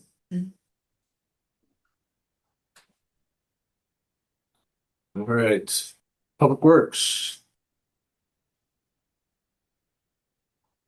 Just as a reminder, in Public Works, we included the new mechanic, but removed the maintainer. I guess I just wanted to, make a comment that You want Here. him on? He said go on if you don't put him on. Want me to call Dave? Who? Dave said earlier, do you need me on this? I said, when we get to Public Works, I can ask the question. Do you want Dave to come on? Just to have him come on. Give him a call. Jonathan? yeah, so I just hear this idea of doing like a license plate audit. I think was the term somebody used, or trying to figure out which vehicles are. And I thought maybe should we try that first before we permanently add a mechanic? Oh, we need. Oh, it's not that mechanic. Oh, we need that mechanic. I'll fight for that. Yeah, That's been easily justified. Yeah, even- The numbers over 25 years, we have double the number of vehicles, but we have the same number of maintainers. and I'm gonna tell you that, Dave's gonna come on Zoom. there is the potential of bringing on all of the fire departments in the near future Yep. as well, for their routine stuff. So the need is even They're growing. gone fire. Well, there may be some things that you could do in a fire truck, but clearly we need big, but, so the need is going to even grow for mechanic services, as opposed to, diminish. That has been bubbling for some time. They have been predate.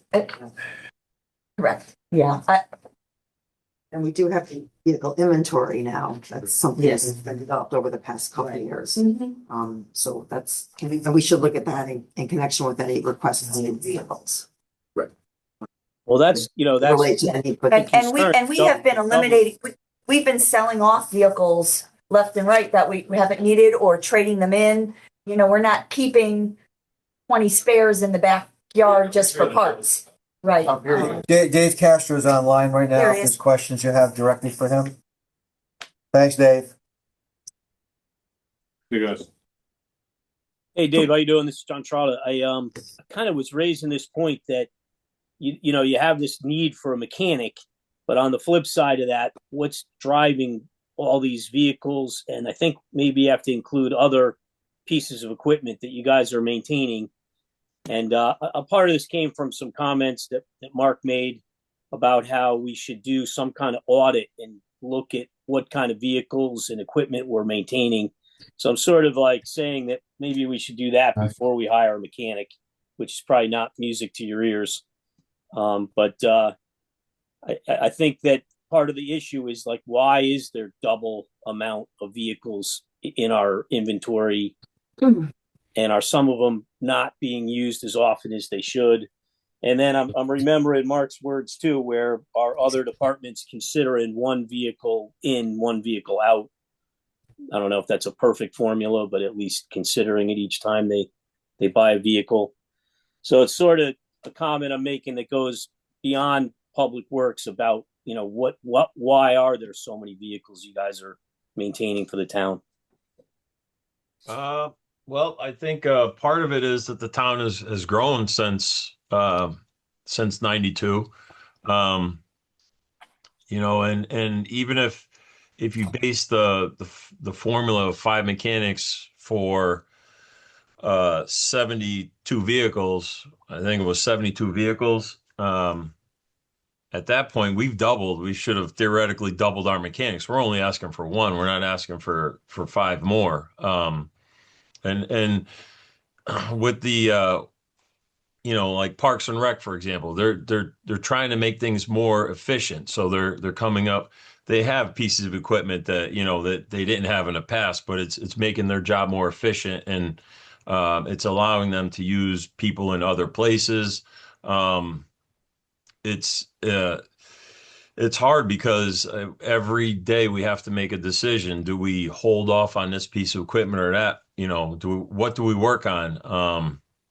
The police force, I'm sure, has gotten bigger since 92, as well as, every other department. And the other thing is our mechanics, like I said before, our mechanics can work on fire equipment. And I know right now the fire department only has 1 mechanic instead of 2. That's a huge help to them, because if they are in a pinch, we have to get that equipment fixed. Somebody has to fix it. We don't want to send it out. It's just a huge cost savings to the town for us to work on that kind of equipment. I know it's hard to the price point is hard to look at, but there is a ton of savings for the town to add another mechanic. On that note, I probably should have raised the question when you were at the workshop last week, but it really didn't come to mind till later. But I asked if you could ever do the ambulance remounts. I think I asked Mark, and he said he really wasn't sure, but that that would just be really cool if you had guys who were certified to do that. It's a pretty big expense. So, actually, believe it or not, we have one mechanic. I just went out there and asked them. He was actually certified to work on ambulances and fire equipment, but it expired. So, excuse me a second. I'm in a meeting. I'll call you back. So, You're gonna uh, work at the same time. so he and his certification's expired, but down the road, that is something that we want to explore. We can. We just have to realize that there's training involved with that, which I have no problem sending anybody to training in this department, but it would save the town a ton of money to do that. Yeah, I think the price tag was about 176,000 for this remount that's in the works. Yeah, that's a lot of money. We can do it, yeah. Okay, We did- Dave, I'm gonna ask you a question. Do you have the equipment to do an ambulance remount? You have the, I'd have you to have, ask, I'd have to ask the mechanics and see what we have. I know we have with the hoist, we do have that to lift the body. We do have the excavators too to lift bodies, but I'd have to ask them. It would be something that they would be able to tell me. But I thought it involved some medical updates and things like that as well as mechanical. That seems to be a little bit over and above what we. Yeah. But doesn't it need to be certified by some And licensing even body? if we Yes. were to do it, that would almost be like taking one mechanic offline for God knows how long. Something It to would look take into a in the long future, time. but I think the point is, there's a lot that Public Works is gonna be doing, Yeah. and can do, and Yeah, I think this is it's a really good point about the number of vehicles and equipment, but I don't think that we need to tie it to the decision we have to make right now about the mechanic, where there seems to be a huge need. But it's something that questions we should ask because we're approving all the new vehicle purchases, Sure. all the equipment purchases. And we're not talking about going from 70 to 140 motor vehicles on the roads. A lot of it, if you look at park and rec and golf course, it's equipment that we've added in order to kind of meet people's expectations about how things should be in town. Right. Correct. So I'm all in favor of looking at a list, but I wouldn't want to hold up the mechanic. So my understanding is that for salaries though, you are eliminating the request for a maintainer and right now leaving in the request for the mechanic. Is that correct? Yes. It's like, I think, yeah. exactly. Thank you. All right. All right, if I can keep going, Dave, I'm sorry, but I'm picking on even some smaller dollar amounts to see if that we might be able to squeeze out some savings. And I was looking at expense and travel, which probably isn't going to yield too much, but it seemed like you were averaging about $4,600 a year, and your spend so far this year is 2,929, so kind of double that. I'm wondering if you can just do 6,000. This would only be like 1,500 less, I think. So, first of all, Jonathan, don't apologize. You're doing your job. I appreciate that. All right. Brian, You're doing a great job. The other thing is, so the expenses, what that is tied to is the meals a lot of that has to do with the storms. If we feed the employees, during storms and stuff. So that's where most of that comes from. Travel, I don't travel anywhere. It's mostly just for the meals for like hurricanes, snowstorms, that kind of thing. And like this year, it right now we are where we are, but you're going to see it go up because obviously this last storm we just had, and hopefully it doesn't another come. one on the way. Oh, don't say that. I don't want to hear that. It's coming. No more. All right. So if you think that's right, no problem. These are smaller dollar amounts, but I'm reaching a little bit. Yep. The other one is building maintenance.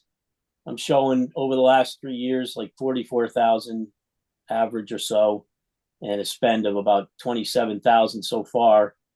So I was wondering if you could reduce that to like maybe 55,000, maybe save about 10-12,000 there.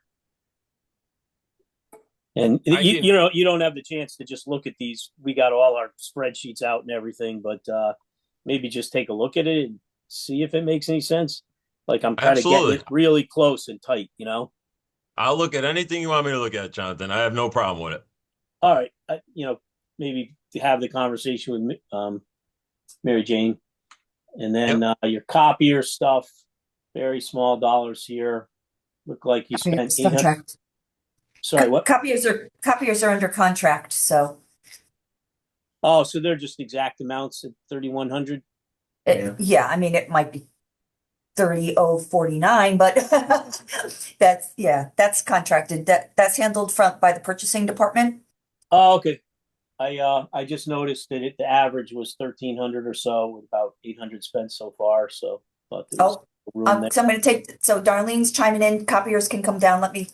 She does handle it. So Negotiating as we speak. to what, Darlene? It's a small amount, I know, but It's all right. She's in charge of it, so she's eke out a little more. She online. the thing she's online. That's why she's hearing. That's why she sent me the note. 15. The total 1,500 or down 1,500. I came up with a total of 1,750 just to give. Well, I'm asking Darlene. Oh, okay. Sorry. Just unmute yourself. Total 1,500. So we're going to change 3,100. copiers to 1,500. Sadly, I'm hoping with all these small accounts that we'd be lucky to get 0.1% off of the total, but going through the exercise. Equipment rental, same kind of scenario, Dave. I just was looking at what you spent in the past, like averaging about 3,500, and you spent about 2,200 already. So I was wondering if 4,500 would do it, and that would result in some savings on that line. That's small as well. I think that's equipment rental. So you're asking us to bring it down to 4,500? Yeah, just based on what you spent already. But sometimes there's a lot of good reasons not to do that because you just know what's coming up. Right. Well, let's be careful because we spent 5,000 in 23. We spent 6,000 in 24. So Yep. Coming all the way down to 4,000 might be a little bit much. Maybe we can compromise on that number a little bit. Sure. I'm reaching for anything, just trying to trim numbers a little. What do I have that line item at right now? 12,700.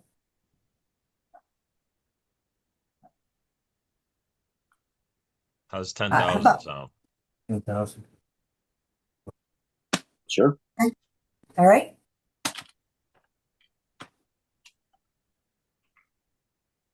Okay. And then the last one is the summer road work's going up, and I think you commented on it before, but is there some specific projects that need to get done that's driving that? Yeah, so it's Long Hill Road is one of them. We're doing maintenance on the roads.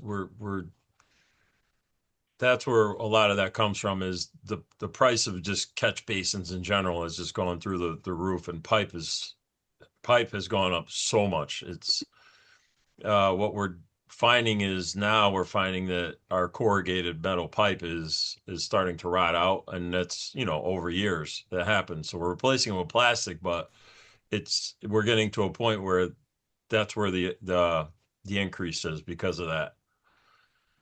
Okay. Is there any flexibility there, or you just got to get some roads fixed? They're starting to fall apart on you. They are falling apart on me.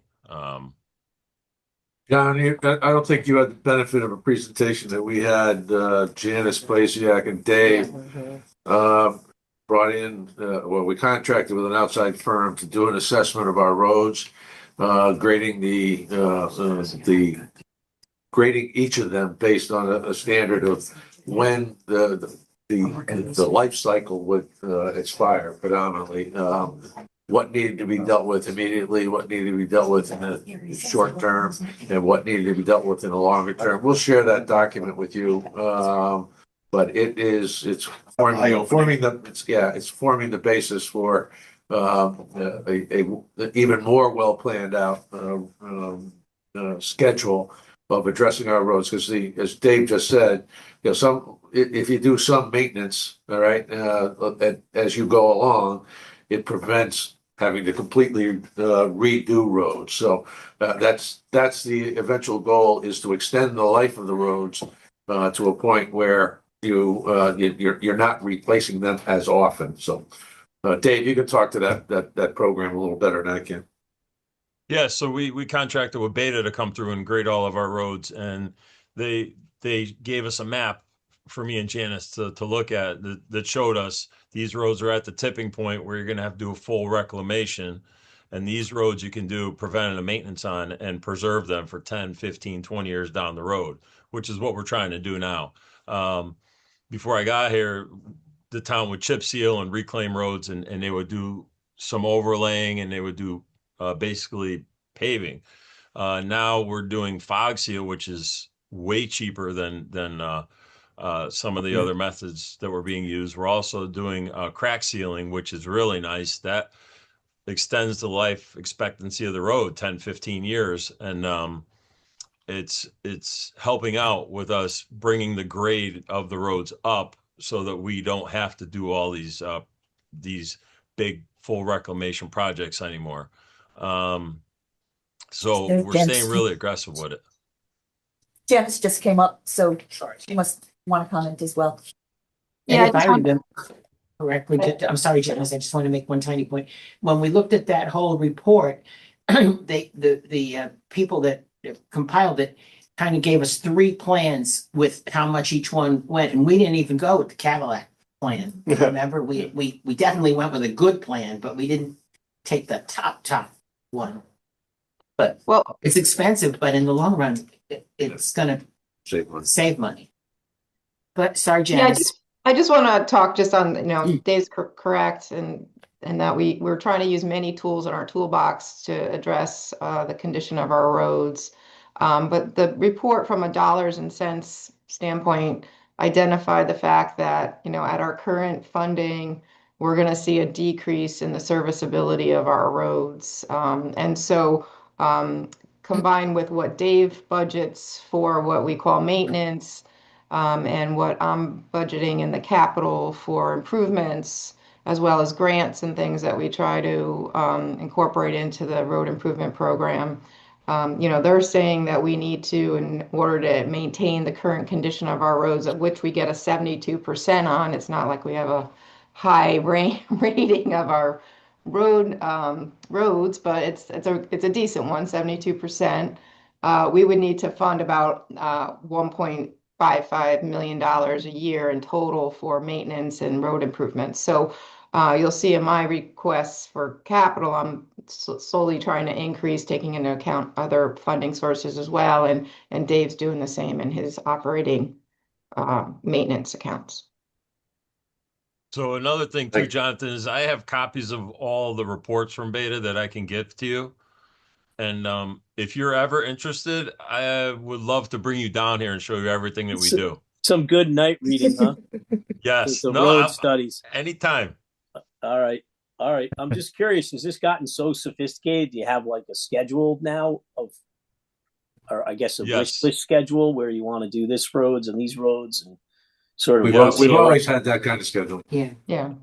And the communication between me and Janice and Michael has been awesome. And we go through everything. We both all 3 of us look at it, and it's a really good teamwork effort that we're putting on these roads to get the most bang for our buck. Okay. I don't really have too much issue with the winter stuff, except I was just going to ask you to explain it again. I think you said it was material that was going up mostly. It was driving that.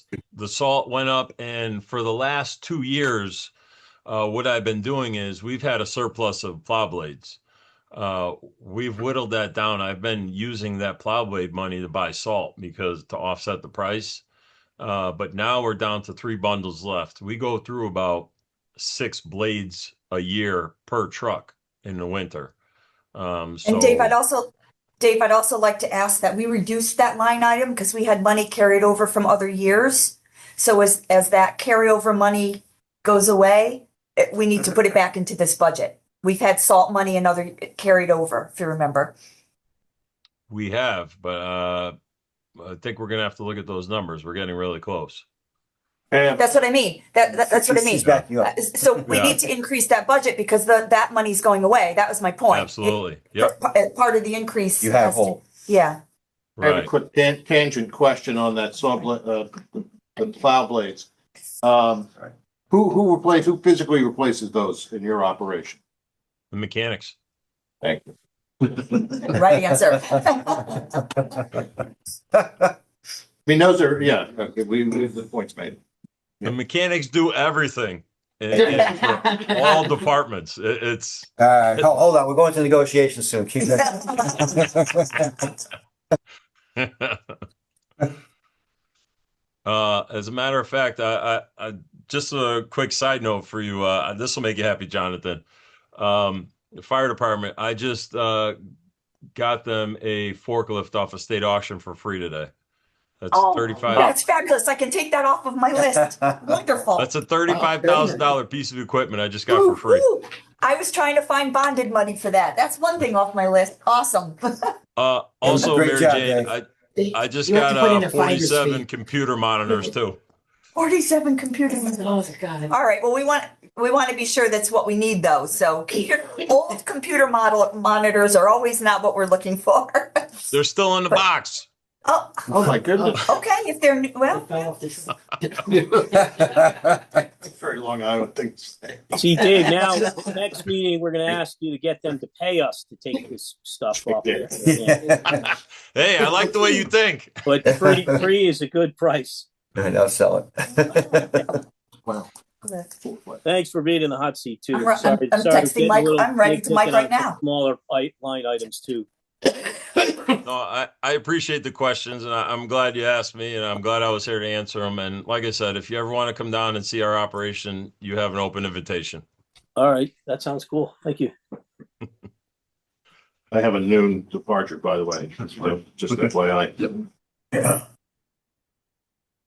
Okay. Anything else in Public Works while we have Dave on and we can move on? Thanks, Dave. So I think if I could summarize to some degree, you guys absorbed some pretty significant cuts last year, and the last couple of years relative to some of your budget items. And, you know, these increases are largely to get us back to a place where we were a couple of years ago. And if there's any indication with the way this winter is going so far, we're going to be in a little trouble on your budget for overtime and for materials. So, Correct. All right. Are we all done with Public Works? We can move on? Thank you, Dave. Thank you. Registrar of Voters is next. I did ask the question of the Registrar of Voters if they'd have money left over from this year. $46,000 they estimate. And part of that, and part of the reason why we have an increase in this line item is because in the current year, we received $10,000 worth of grants that we had not anticipated through the Secretary of State. We didn't expect getting another grant this year. We do not expect getting another one next year, but we might. So between that $10,000, and let's see what else they tell me. They had planned for another primary that they did not have. They had a low turnout for early voting for the municipal election and ended up sending a lot of poll workers home. Remember I mentioned that they do that. They received, actually it was $14,000 in grants, which was applied, but they expect to have 46. So we will anticipate carrying $46,000 over from this year to apply to next year's budget. I think we can probably get a better handle on that after this election this fall, because that will have given us a federal presidential cycle. It would have given us a municipal cycle, and it will give us a federal and state election, which was also the same thing, presidential election. So trying to understand what our costs are really going to be going forward. Obviously index for inflation, but I'm glad we took a look at it and they were able to find something. So Now, let us caution ourselves. No, I wouldn't say that. The use of funds carried over will come back to haunt us next year. Okay? So, maybe we do something and we take half of it, or Yep, tell me what you want to Tell me do. what you want to Yeah. do. You want to take half? Do you want to take 23 instead of 46? I don't know, what do people think? I had the same exact, you've Well- driven that point home over the years. Well, There's one comment I just wanted to make is that, Hold on one second, Sean. Yeah. I Oh, was just sorry, Sandy, answering go. the question about the carryover. That's carryover from one department, but you've mentioned a couple of other. So is there a way to look at that sum in total and then say if it's $500,000 carryover, then let's say let's use 300 of it or something like that, rather than, you know what I mean?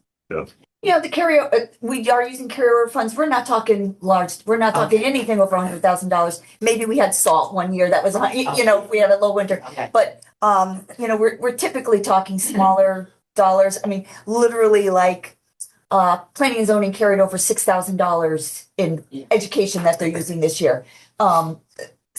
But Matt is correct. When we do that, it puts a hole in the following year. It's gonna help us on a one-time, i.e. $750,000 in medical. If we don't use it, it goes into the Yeah. undesignated. Correct. Right. What I'm saying, what I'm also saying here is, yes, we've got a built-in hole, but we'll have another year's worth of data by the time. Correct. In this line, yes. And so we will, which will be a municipal election only.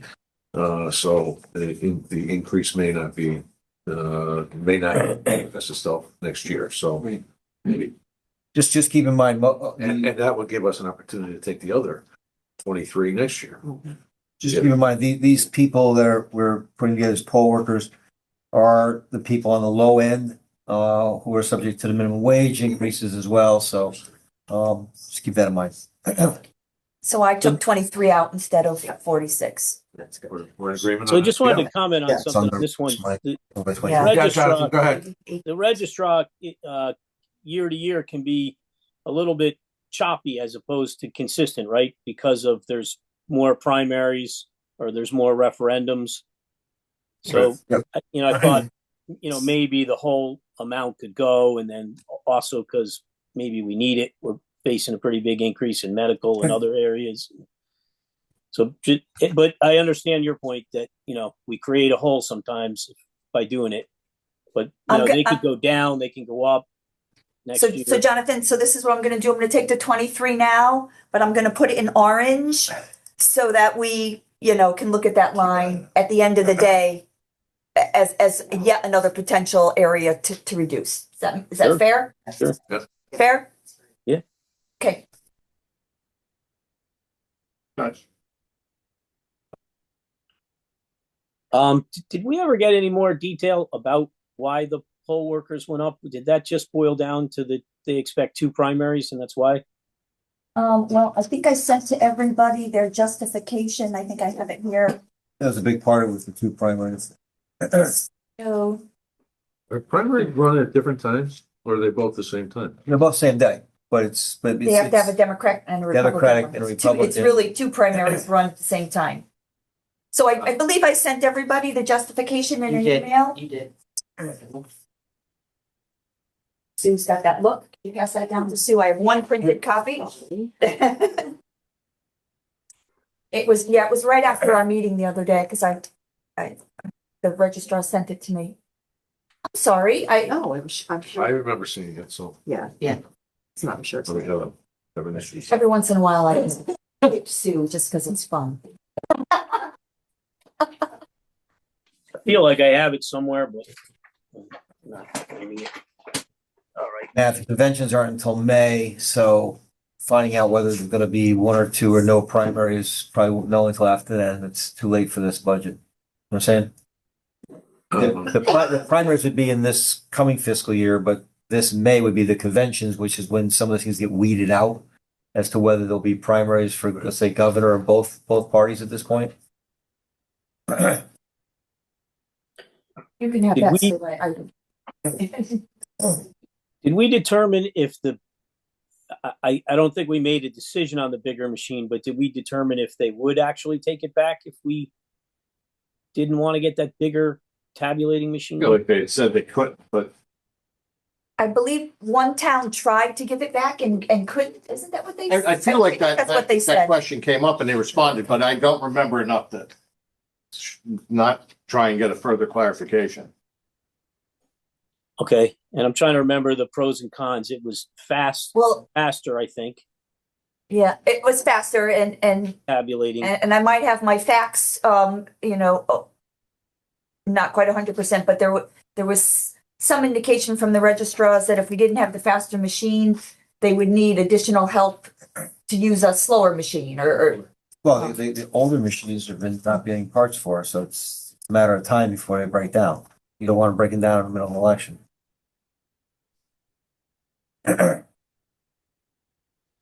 Is that the whole 6,000 increase for maintenance service contracts? Was that bigger machine? I'm so sorry. I that handout is not coming to my recollection too well, but just trying to remember the discussion.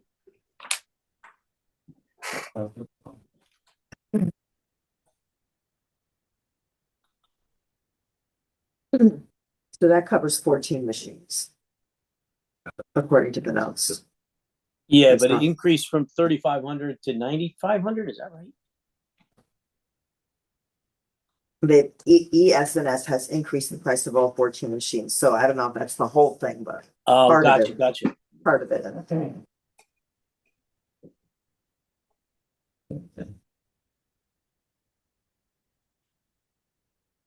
All right. Would you believe I'm out of questions? All right, let's move on to Selectmen. Karen, are you there?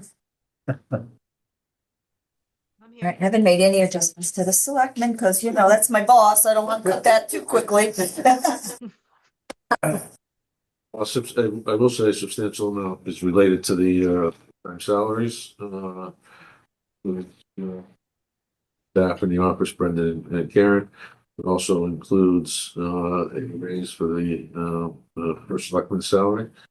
And And the board members, Board it's members. the part-timers. That's the part-time. Didn't Mike comment on that when he was here? Mike Ailes? he did.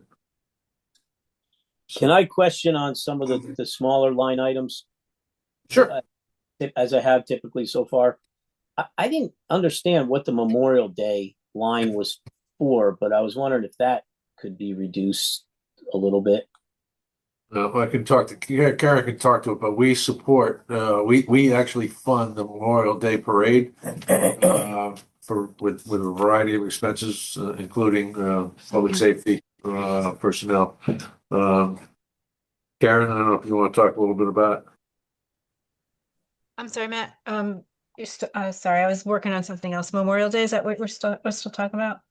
Yes. That's Yeah, no, so I mean, those expenses, it's for the wreaths and the flags for Memorial Day. They've gone up consistently every year. I mean, you can reduce it, but I didn't really feel comfortable reducing it by too much because the expenses have been going up consistently every year. Okay. So. Yeah, I mean, all I'm doing with this exercise is looking at what you spent this year and trying to do a 3-year average. And when I noticed that you didn't have a spend yet, I'm asking, like, is it timing or? It's timing because we get the bill after Memorial Day. Yeah, because that's So not you till. won't see that until Sorry. Okay. the summertime. And then, these questions are all in line with the 3-year experience and what you've expended. So for education and training, I think you're at 3,400. Could that be closer to 1,500 based on your experience and what you've been spending this year?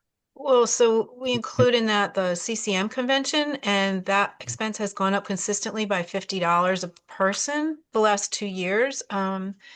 And also we have new board members that might be interested in attending, so I'm never sure how many people are going to be able to attend every year. So I didn't want to cut that short either.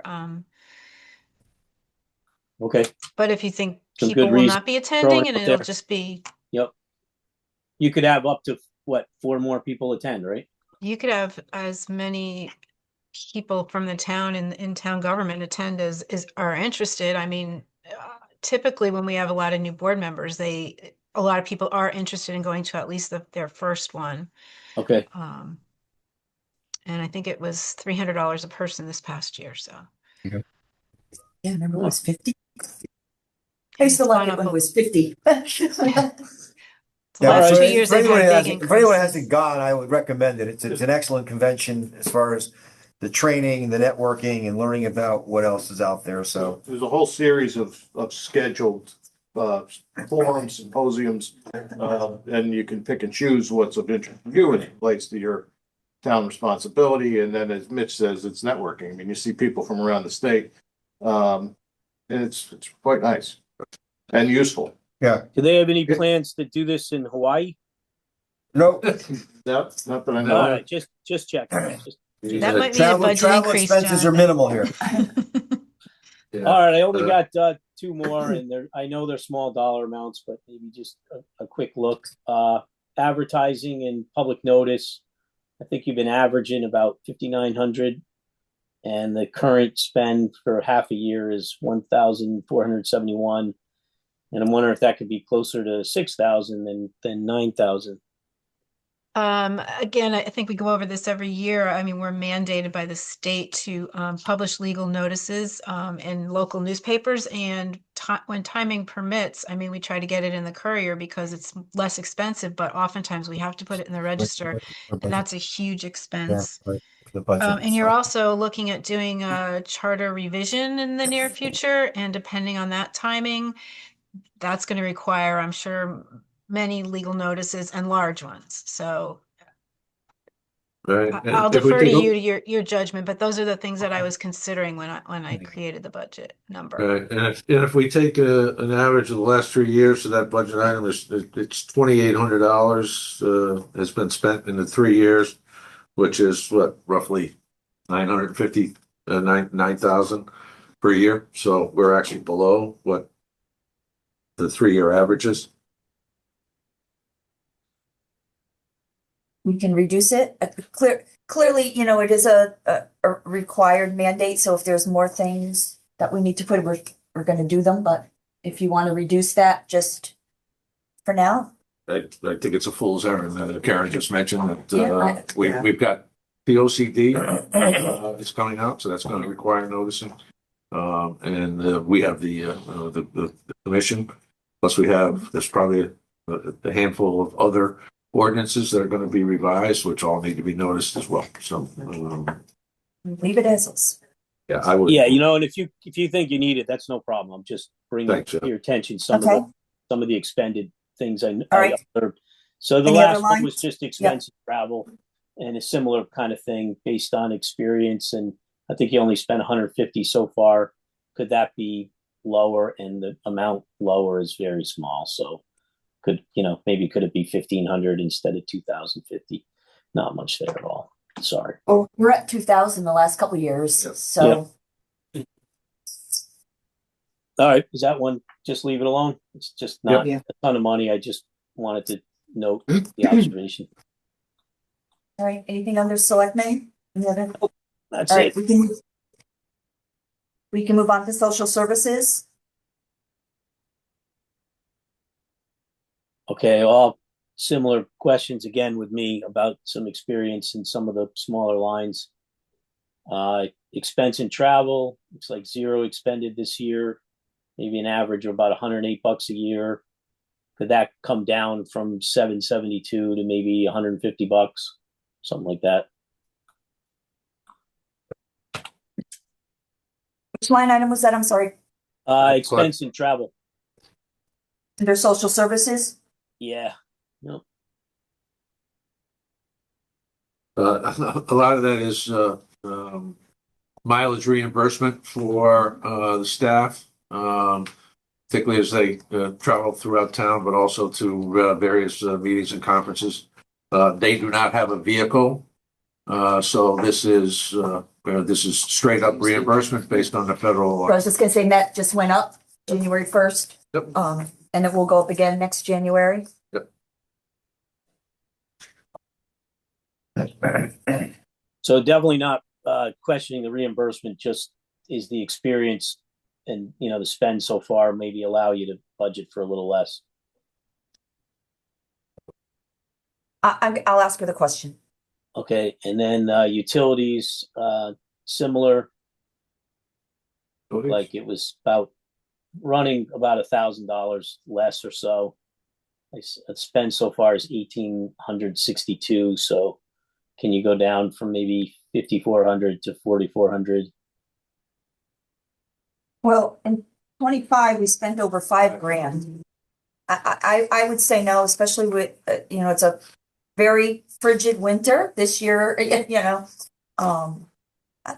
Okay, All right, so this natural gas and electricity, is that what we're talking about in utilities? yeah, all that kind of stuff. I mean, that apparently natural gas is in a little bit of a spike right now.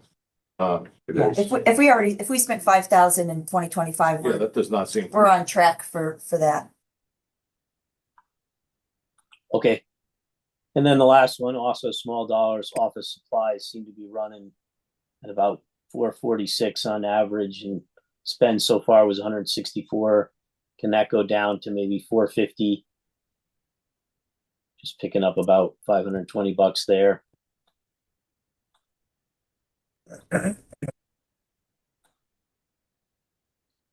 All right, those two line items, I'll send, Okay. I'm gonna hit send with those two line items. Okay, Expense travel and office supplies. all right. Send, okay? All right, move on to tax collection. I'm trying to be done, trying to get through all these because we have a hard stop at noon. Tax collection, So there's increase in office supplies for the voice speak through. And I'm wondering if Deb would be okay with maybe skipping that this year. I think they were going to drill some holes in the plastic that sort of separates you from the tax collector.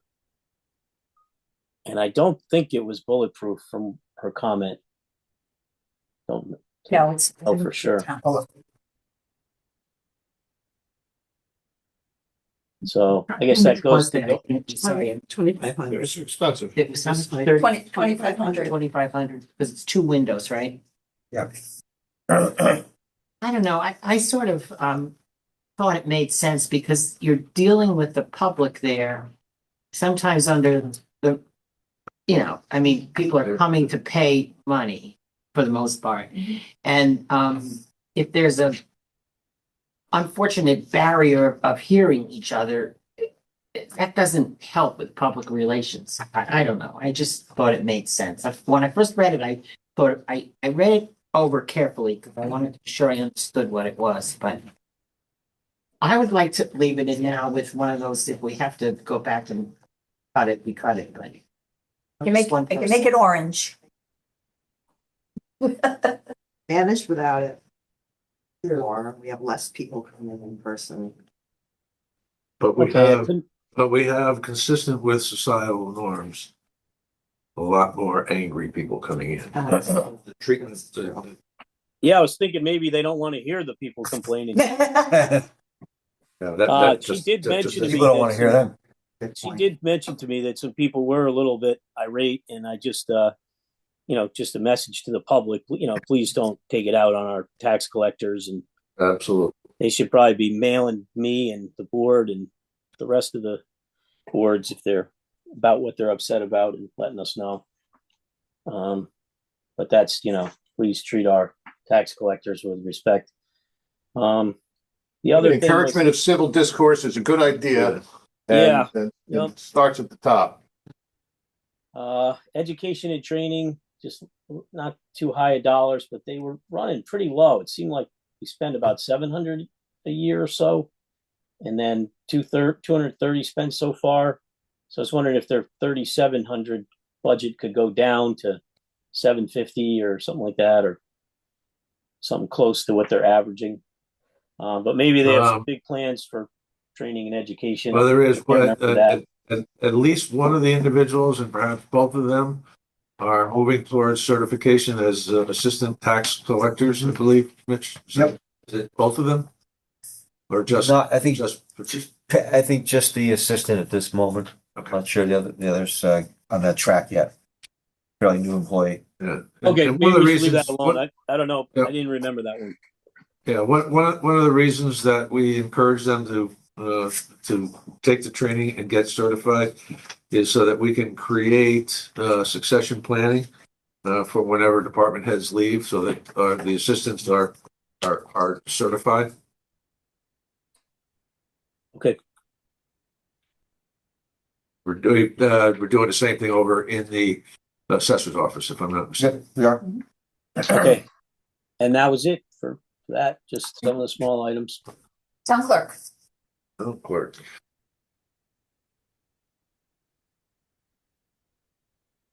Just the overtime line, the observation about experience and spend. It looked like they've only spent about like $15 over 3 years, and they spent Yeah, zero.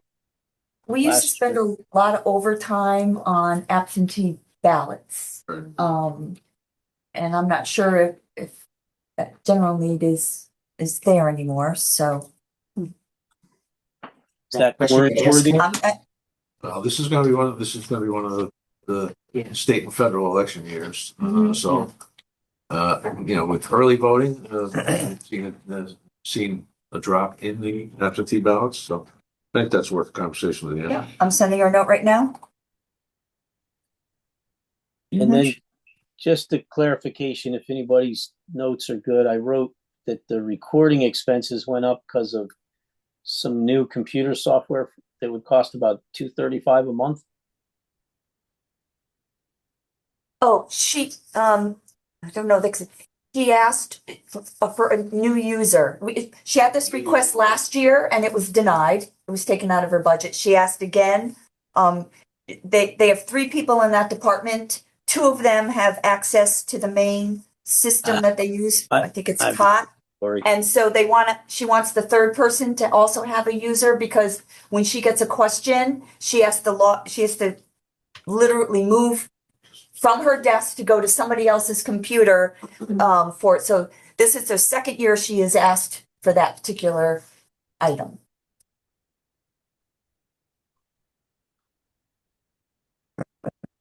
Yeah, and that's the front door to town hall. That's where most of the traffic comes in.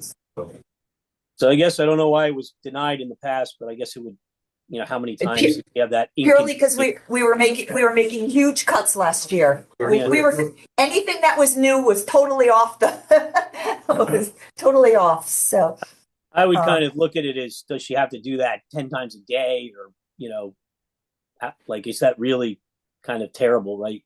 Logistically, where she just always jumping on someone else's machine. I don't know.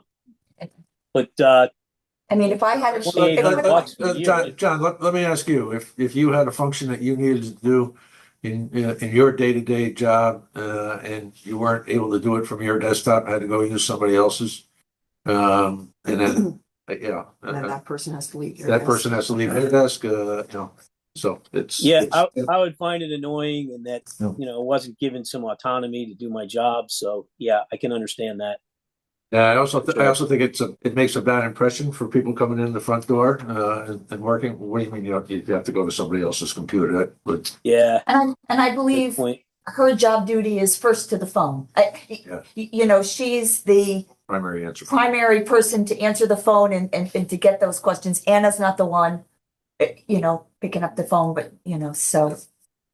I actually wasn't necessarily proposing that we take it off. I just wanted to clarify that was the $5,000 increase or so in recording expenses.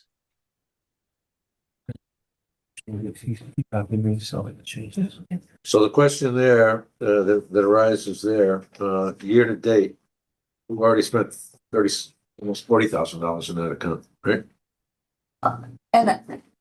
And I got a response from Anna about the overtime. She says, we really need it for referendums when Scott or Diane have to work a few extra hours, or maybe during the election, but early voting has really taken care of needing extra help during the elections. But it's really for the referendum help. So she's asked to have that stay, the overtime.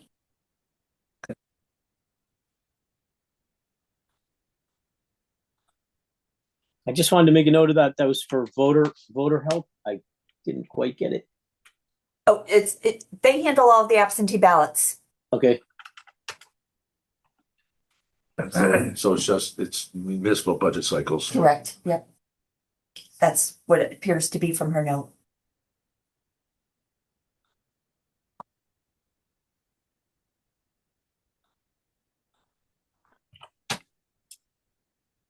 All right. Town properties? so the utilities increase of 59% seems a bit so high. Is that just because of Town Hall North? That's part of it. That's part of it, but just the general increase in utility costs, electric, et cetera. We can talk to Steve. I don't recall exactly. Actually, it was Todd, right?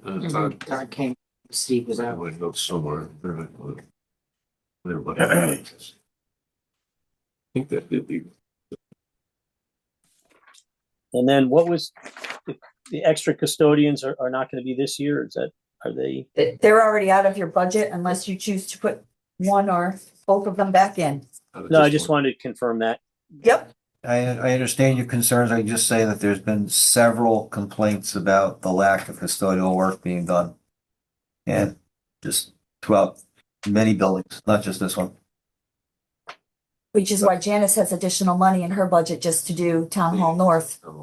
But we could really use it everywhere. Like I told you at the meeting, I get complaints all the time, don't we have any money for more contracted services or something, it's. What's the current, after this first round of staff, proposed ads and the first round of cuts, what are we at for full-time equivalents? I have not gone through that yet because I'm still waiting for you guys to make that decision. Okay, so But I'll have it's that. coming down, but Yeah. we don't know, we don't have a fixed number. Okay. For new ones? Yeah, I'm curious. Oh, so we approved the mechanic? Yep. The permit tech? Yep. That's it. That's it. Two. The fire department reorg, we don't call it new because we're gonna hopefully come out in the. Yeah, that's. They're all part-time. Right, yeah. Yeah. Is it the universe where we keep this janitorial up on either an orange or a half-year situation, bring them in, or is that too sold? Let's, what are we talking about for? What are the amounts? Plus, the custodian would be 45,000 and the maintenance custodian 46,000. Wait, what were those two numbers you just gave? 45,800 and 48,100. One is to help with the nighttime business. The nighttime custodian is not able to keep up with all the, Okay. And that's who does all our cleaning. yeah. And then the maintenance custodian is just the daytime thing, having another person around here because there's just so many demands that have come through. Between those two, which is the higher priority? I'd rather that question be asked of Todd, Steve. Okay. Yeah. Honestly. And does the nighttime need to be full-time? Yeah, we can with the full time's not being able to keep up. The additional person.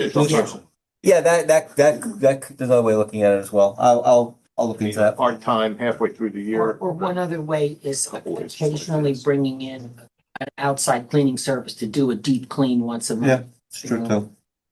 So then you're not getting involved in any, you're still paying one way or another, but I just wonder, Yeah. Yeah, I'll ask those questions, come back to you.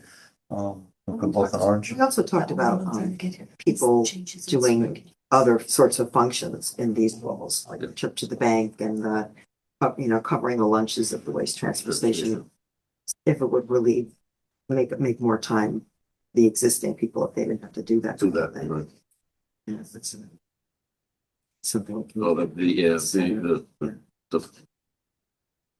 the person who does the bank runs and then does the mail distribution, that's a part-time. That's a part-time position, right? Okay. It's already.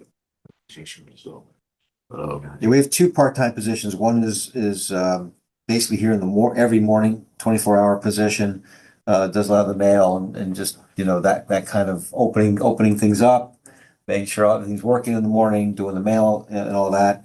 The second one was a very recent hire as a very part-time position, just a couple hours a week to help out Town Hall North. And that's been helping out. That's the Henry. young man from Lumicity. So Yes, it is. Yeah.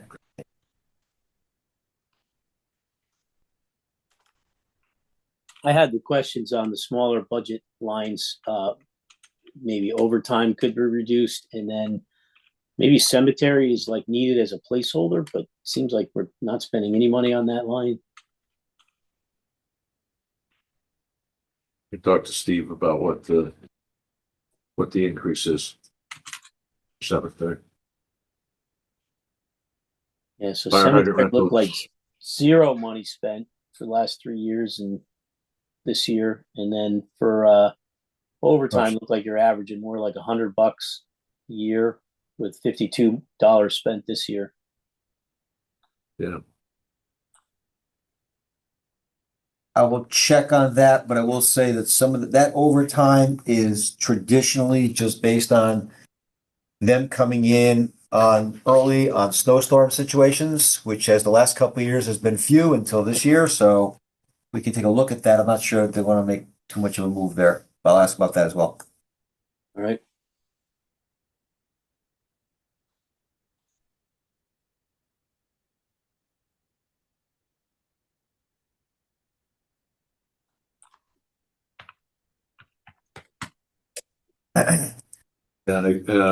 For cemetery maintenance, check with Steve, just to find out what our obligations are, which cemetery. Oh, that's that. I gotta ask the other side, right? Yeah. It's something that potentially come out of a miscellaneous or another line item for selectmen's budget or something.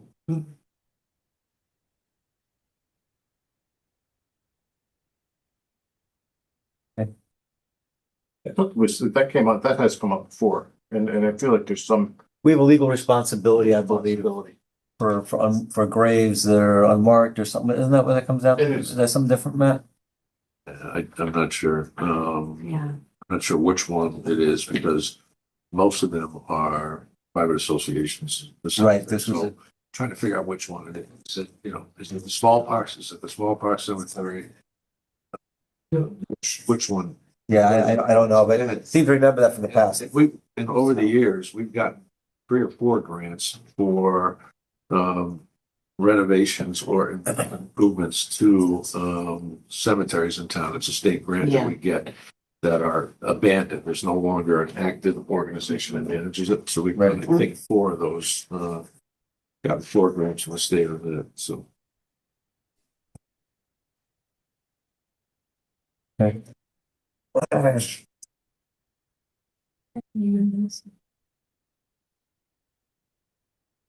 Waste transfer, that's, Yep. it's already agreed upon number. Youth and Family Services.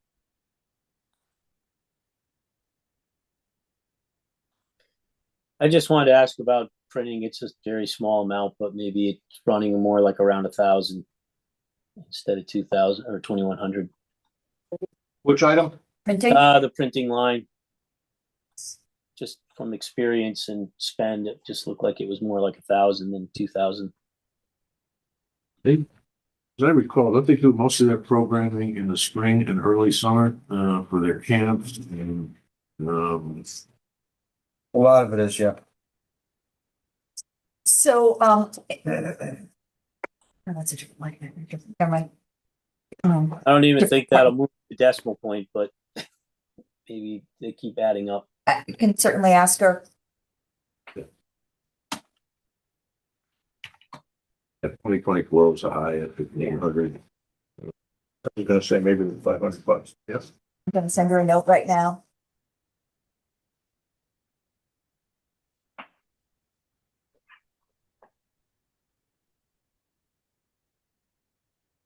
Their copier expense went down. Which is great. Well, if you remember, we did have a lot of savings when Darlene came to report on the new copier contract. Yeah. So, Fantastic.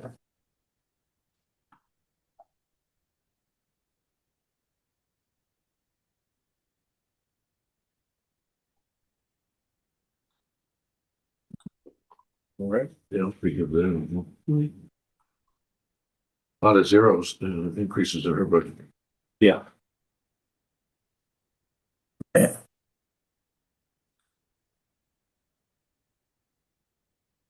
Bring us to Steve. Zoning Board of, yep, Zoning Board of Appeals. Zoning is a Scrabble word. So, Just wanted to pick on the two lower, but, line items, not big dollars, but expense and travel looks like they've been spending zero over the last 3 years and zero this year, and wonder if we just knock that back a bit. Well, I see Ann is on the line. Ann, are you there? I am. Yes, Um, Zoning Board of Appeals. Yes, so Travel. this is kept in the budget. There is state mandated training that both the ZBA and the Planning and Zoning Commission have to do on a biannual basis. And that sometimes they can do most of it online, but sometimes they want to go to a workshop or something that's out of town. So I requested to leave this money in the budget to help cover those expenses for the commissioners that want to do so. are both boards fully, the membership filled out, including, alternates? I Yeah. believe we just appointed one new alternate. We are losing some commissioners in the next month, but that is in process with you all, or will be in the next month. But as people come on board, they are required to do this mandatory training for commissioners and boards. The advertising public notice? Dramatic That's- increase? Yeah, that's, my best guess estimate of the increase from the Courier plus a full contingent of 11 meetings in the year, plus the notices of decisions and the legal notices in the paper. It's hard to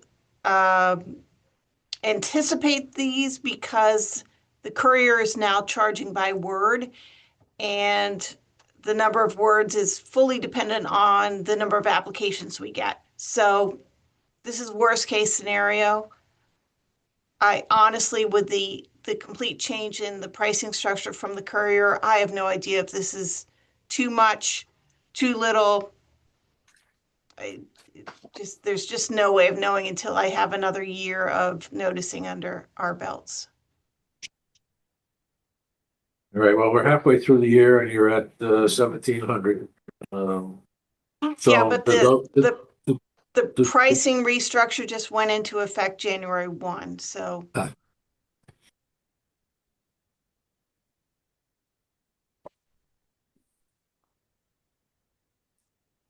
We might be able to take a little bit out of I'm it. gonna make that one orange. Yep, thank you.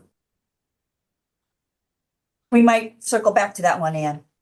Yes, completely understand. Good. All right, thank you, Ann. Thank Unless you. there's any more questions on ZBA. So I have a couple other things I've been getting answers back. So, Youth and Family Services, we're gonna reduce printing by $500. All right, and I got lots of changes in police. Bottom line, my police budget is now at an even 6%. I've reduced salaries and training, special events, communication and electronics. We're taking out the $8,000 for the LPR because we're going to have that discussion with capital. Like I said, Chief and I had already had that conversation. Health and welfare has come down, and computer hardware. All of those numbers have come down, bringing us to 6% at this point. You'll see them when I send it. I'm getting hot off the press from social services. Let's see what we got here. Technology is great, isn't it? Let's see. So, social services can bring office supplies down to $770. and she'll have Karen take order her calendars. Can come to the program. So the expense and travel down to 383, a savings of over half, she says. So I will incorporate those into my numbers. I don't think that's gonna move the needle too much. Well, I know, But- but you've asked the questions and Well, the department heads are doing what they can. You know, we're not talking huge budgets to begin with, especially when, you know, she has a 200, out of her $266,000 budget, 252,000 is salary. So, you know, we're talking, Yeah, sorry Playing about on the that. margins. there's really not many places We're just playing to on. cut. Yeah, Hoping but you they know, add up to Jonathan, like a Jonathan, what you and the 10%. board have done though is by going through this line by line, although it's somewhat painful, it's given the specifics to the department heads to look at their budgets as opposed to just saying, go back and cut 10%. You're looking at it with them, they're looking at it with you and precise, getting more precise than just a blanket across the board, just cut. Here you're looking at it. I think it's actually a better process for each department, honestly. It's always good to talk out each line when it's a interesting increase or Yeah. doesn't fall in line with experience and so forth. I wish the numbers were bigger though in savings. Don't We picked up some big ones in police for sure. Okay, The bigger budgets are the ones where you're gonna find the savings anyways, Yeah, well, the bigger savings. we need roughly what, 46,000 to just reduce by 1/10%. numbers are big. MJ and Mitch, are you guys ready to talk about healthcare at this point or not? Yeah. Sure. So, I think I have it in the numbers. So if we go up to employee benefits.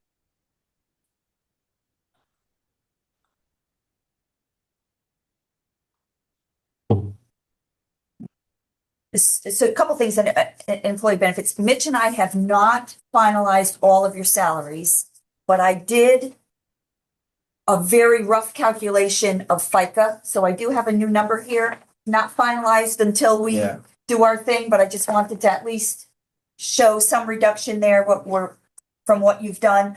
But on the medical side, so when I had our consultant redo the numbers for contracts for the Board of Ed and the town, which is how we are now doing our split by contracts instead of members, because it's actually beneficial to both of us. But anyway, that new split showed a savings for the town of about $207,000. I've put that in my numbers. I have shared that with the Board of Ed. As you can understand, that's not looking good for them. So Mitch and I have been talking about ways that we can compromise. So a couple things we have as ideas. We know that we've taken people off of our health plan, but yet our consultant did not reduce claims for that. So maybe we assume $207,000 worth of savings in claims, which is, about $35,000 per person. Maybe easily done. So that's one thing where at least we can say, all right, It's a rationale. it's a rationale that 207,000 or a portion of that is claims that we're going to save for those people that we haven't taken out. The other money we have is we have $75,000 of, I'm going to let Mitch talk about that. It's my understanding is it's a grant we get from Carillon, which is the provider for the pharmacy benefits that comes back to the town each year. Last year we used it to offset these numbers because last year was such a high rate. It's technically supposed to be helping health benefits and things like that for employees. Wellness program. Health wellness, excuse me, thank you. Wellness, yeah, that- Wellness programs. But in this case, we had some flexibility. We used that money last year across the board for both Board of Ed and the town to reduce $75,000 from our total cost of medical. Since the email exchange that went back and forth yesterday with the Board of Ed, since they were so loath to make any changes to their budget, because their budget's already been presented publicly, my thought, it's a bold one, is that this year, the $75,000 be used just on the town side. Because we're showing this $207,000 decrease that they don't want to give a, because remember, if we take 207 off of us, it puts 207 on them. It's not an overall decrease, it's a shift. But theoretically, Yeah. their number would be offset because of less number of contracts. Sure. So their number Right. would go down, if it was reevaluated. Well, no, it might have gone up. but- No, theirs goes up for Theirs sure. goes up, theirs goes Yeah, up, ours goes Theirs down. is up for sure. So So if we're not able to make that shift physically in the dollars, if they're not willing to take that on, my suggestion is that they allow us for this year to assume the entire $75,000 against our medical budget. So then you Okay. take the 200,000, that is the difference. Take off the 75 that we can pull from somewhere else. The rest we can say is savings and claims. Right. Clearly we're gonna have savings and claims for the people. So, or we should. Theoretically. Yeah, Claims are They're already- claims. Those assumed claims are already buried in our rate. Correct. So that is our recommendation on the assumption that the Board of Ed is not going to increase theirs, but we could still decrease ours.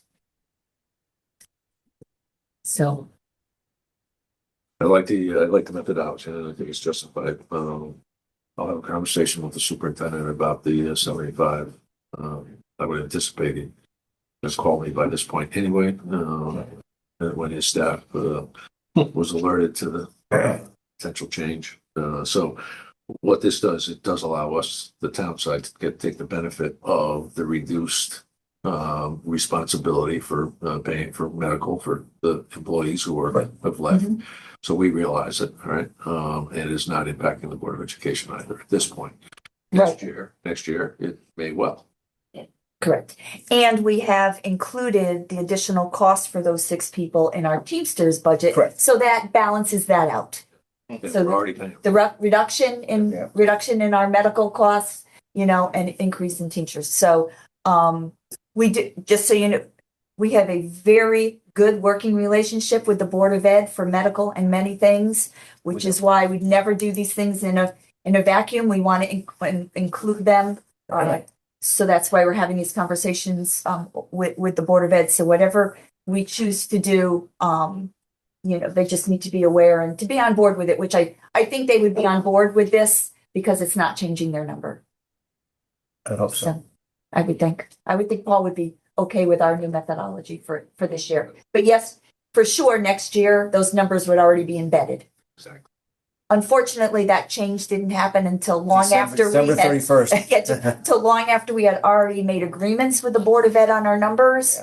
And that's where For this year, you're talking about. for this year, the it's coming. 27 year, yes, yeah. So anyway, that 207 is out of your numbers at the moment. Don't forget, we are going to have, may not change anything, but just for a further explanation, everyone, we're going to have that joint meeting on February 12th.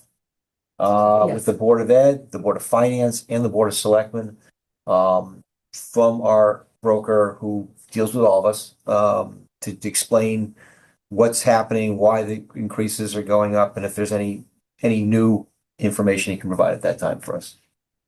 So that's our medical story You stick to it. so far Yeah, for now, this week. the latest.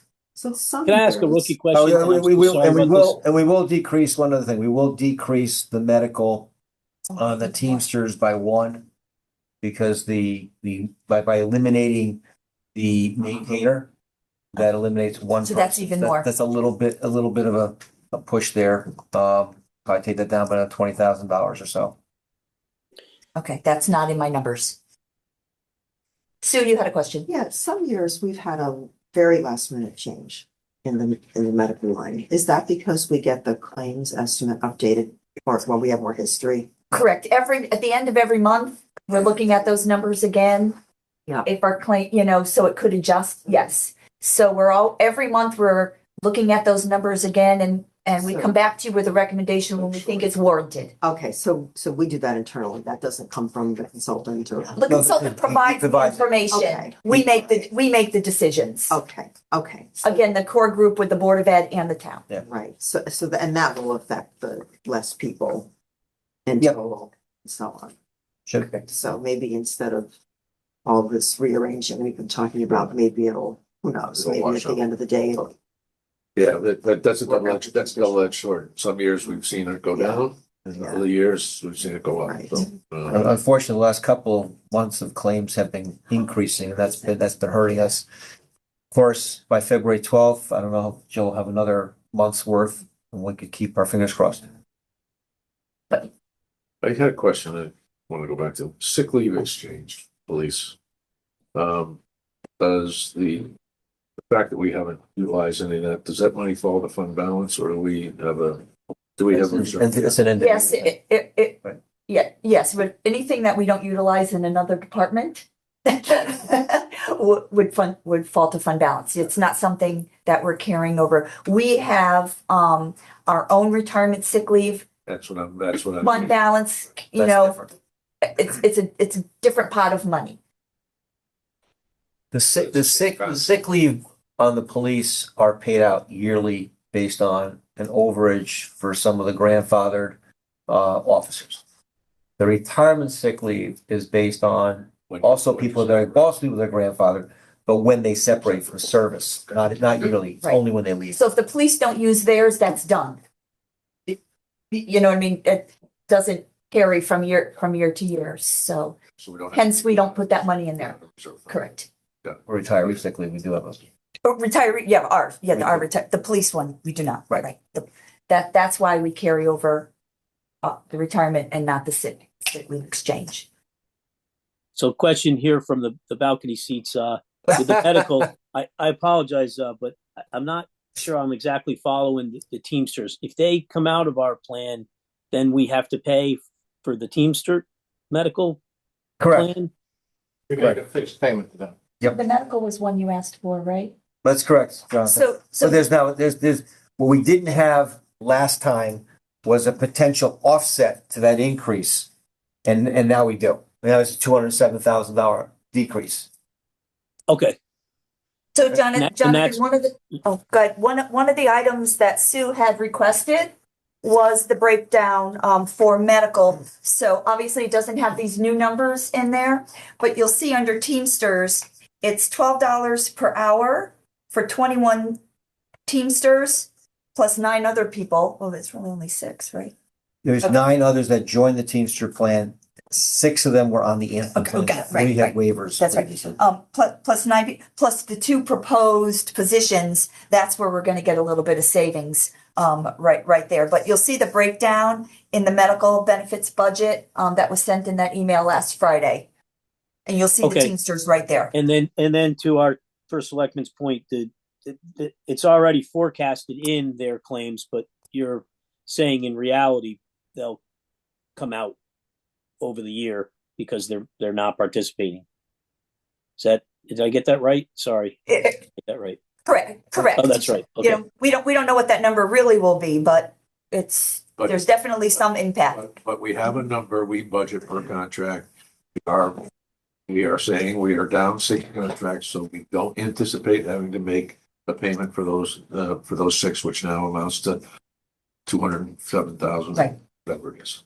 So, and again, I'm not at all concerned that is playing on the margins of what we should be doing, because these are covered contracts that we no longer have to cover, and there's a value to it. And we're not just shifting it all to the Board of Education. At the end of the day, it's all on budget anyway. Right. At the end of the day, we're paying the bill. You know, we're just anticipating what our cost will be. When we negotiate our contracts with different employee groups, does that come into play, their contribution towards the Yep. health plan? Sure. Yep. And do we ever in our negotiations just anticipate increases and negotiate that it's likely that there'll be a certain increase? The increases will occur naturally. The increases in contributions Yes. from the employees is always a piece of our bargaining efforts. And right now, I think we're at what every union is at least 20% premium co-share. So they're paying 20% of the cost of the anticipated cost of healthcare. One of the interesting aspects of that is during the course of a year, their premium contribution will never go up, but the town's potential responsibility to cover more than that 80% is very, very viable and very real. We do not go back to the employees and ask for further contributions because we are running a deficit in our healthcare account. We do not have that right in any of the bargaining contracts. And actually, Jonathan, was an interesting topic of conversation with one of the retirees, police retirees, who consistently comes and asks us to grant a cost of living adjustment, but has also come and asked for a distribution of the excess funds in the medical account. And we've had to remind that individual that eight or 9 years ago, the town had to add in 2013. 2013, so it's 13 years. Uh-huh. I'm getting older.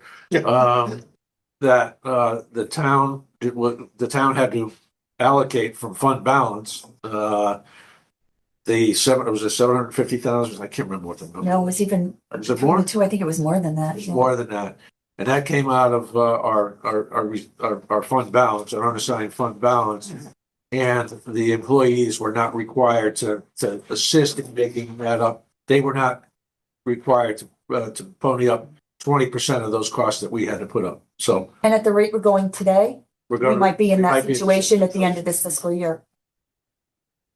So, Matt, I think your point being that, how could they participate in surpluses if they don't participate in deficits? Is that the point? Yeah. Okay. Exactly. Right on, John. So I just want to report that even though the numbers might be little that we're taking out of many of these departments, today we've reduced our budget by $184,277. That's not counting all the ones that I already had in there. And we are down to 6.44%. We were 6.59 at the beginning of the day this morning. That's together with the Board of Ed. And no, That's- not us. Nope, that's all together. I'm sorry. The town with capital is at 5.39. We were at 8.35 earlier today. I'm sorry, that's the number I should have given you. I was looking at the bottom. So we've done very well today. Well, at least it moved the needle a little. It sure did. Yes, moved a lot, actually. I should have asked this, I guess yesterday, but the OPEB trust contribution under employee benefits, isn't that, so an arbitrary number for? No, it is not an arbitrary. Sorry. Because it was, I mean. Because it's actually going up. Yeah, and it went up. And that's why I just. Okay.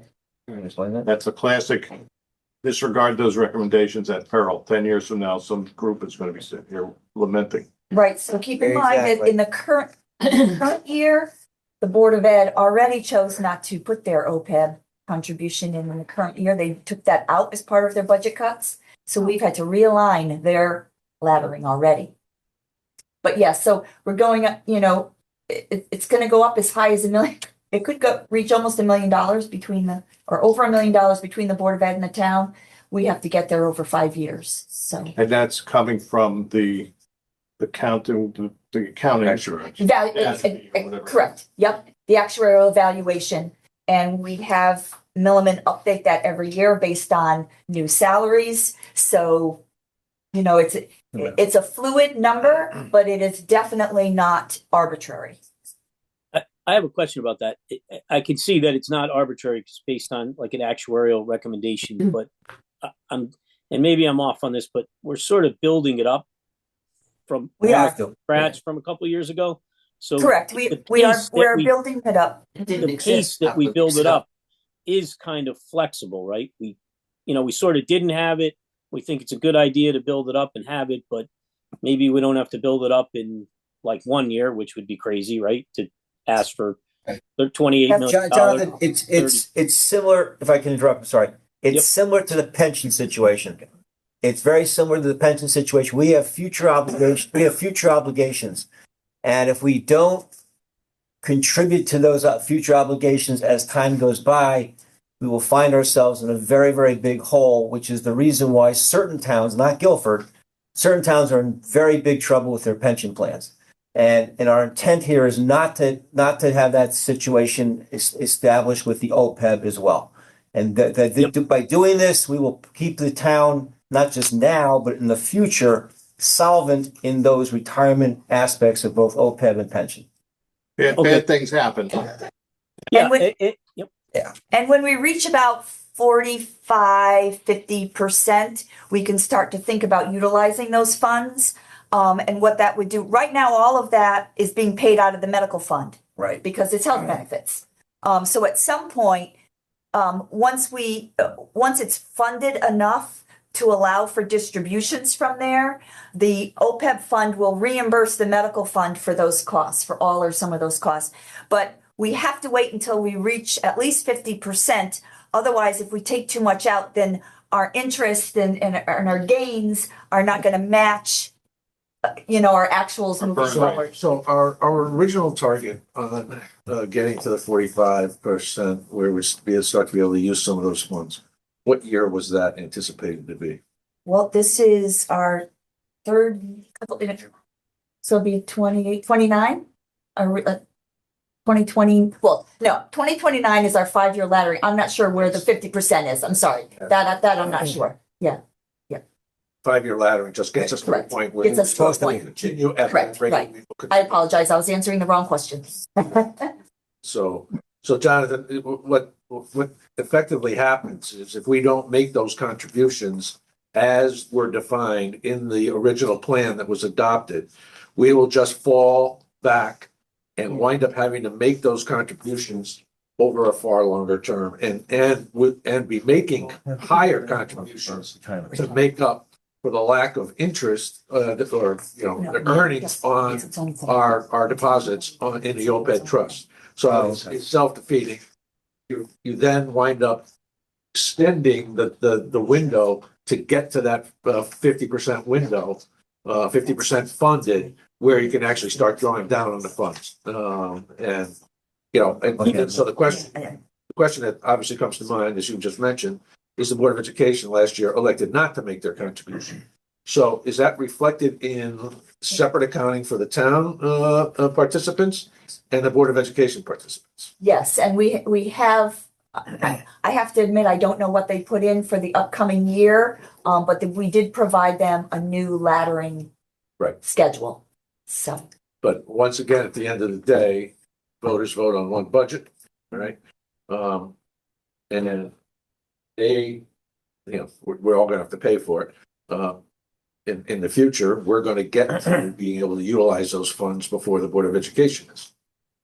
So we will. We chose not to do that. We chose to continue our allocation and did not take that as a reduction last year. So we will theoretically will get to that threshold before they will. Correct. So we will be able to diminish the reliance on pay as you go for healthcare benefits out of our operating budget versus paying for those benefits from the trust. Right. Unless they're willing to increase their other years. Hold on, Jonathan. MJ's finishing up.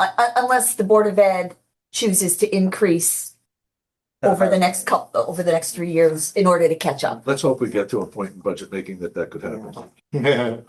John, sorry. And I understand the point of the desire to want to get there to fully fund the trust so that you're not using a pay as you go type of process and you're drawn from the trust. But the speed at which we do that, I think we do have some flexibility. And I was trying to say, if you did that in 1 year, it would be crazy to ask the taxpayers to fund like $30 million in 1 year. So then you start to say, okay, should we ask them to fund it over 5 years? Should we ask them to fund it over 10 years? So I'm just saying we have some flexibility as to say, we're going to build this trust up over a certain term. And I get what you're saying. The faster we build it up, then we get off of pay as you go. But there's a cost to the taxpayer to make No those question. contributions every But year. there's, Well, of course. but there's a long-term cost to the taxpayers for That's paying it. for it out of the operating budget. Eventually, we're going to be paying for it out of the fund itself and our contributions, because it is a flat funded, not flat, but it's a closed plan. No one else is going into it. So our This still gets, how many? well, it's all the police and Police. it's not pension. This is the medical benefits for retirees. Completely forgot. But let me just add one other thing, Jonathan. The more we put in, part of the OPEB fund, similar to a pension fund, is the anticipation that we're going to earn by investing on this. So that also helps us offset future costs by investing today, similar as you would any kind of retirement plan. The earlier you put the money in, the more you'll invest in compound interest, et cetera, to be able to reduce later on what that pay is. Yeah. Today we're paying dollar for dollar for medical expenses. We Right. will not be paying dollar for dollar once the trust gets to a point where it is solvent. And earning interest Right. each, yeah. We're gonna be treating it just like we do our pension. And to just pile on the need for this, the rating agencies, right? They're always the Oh, yeah. the gorilla in the corner.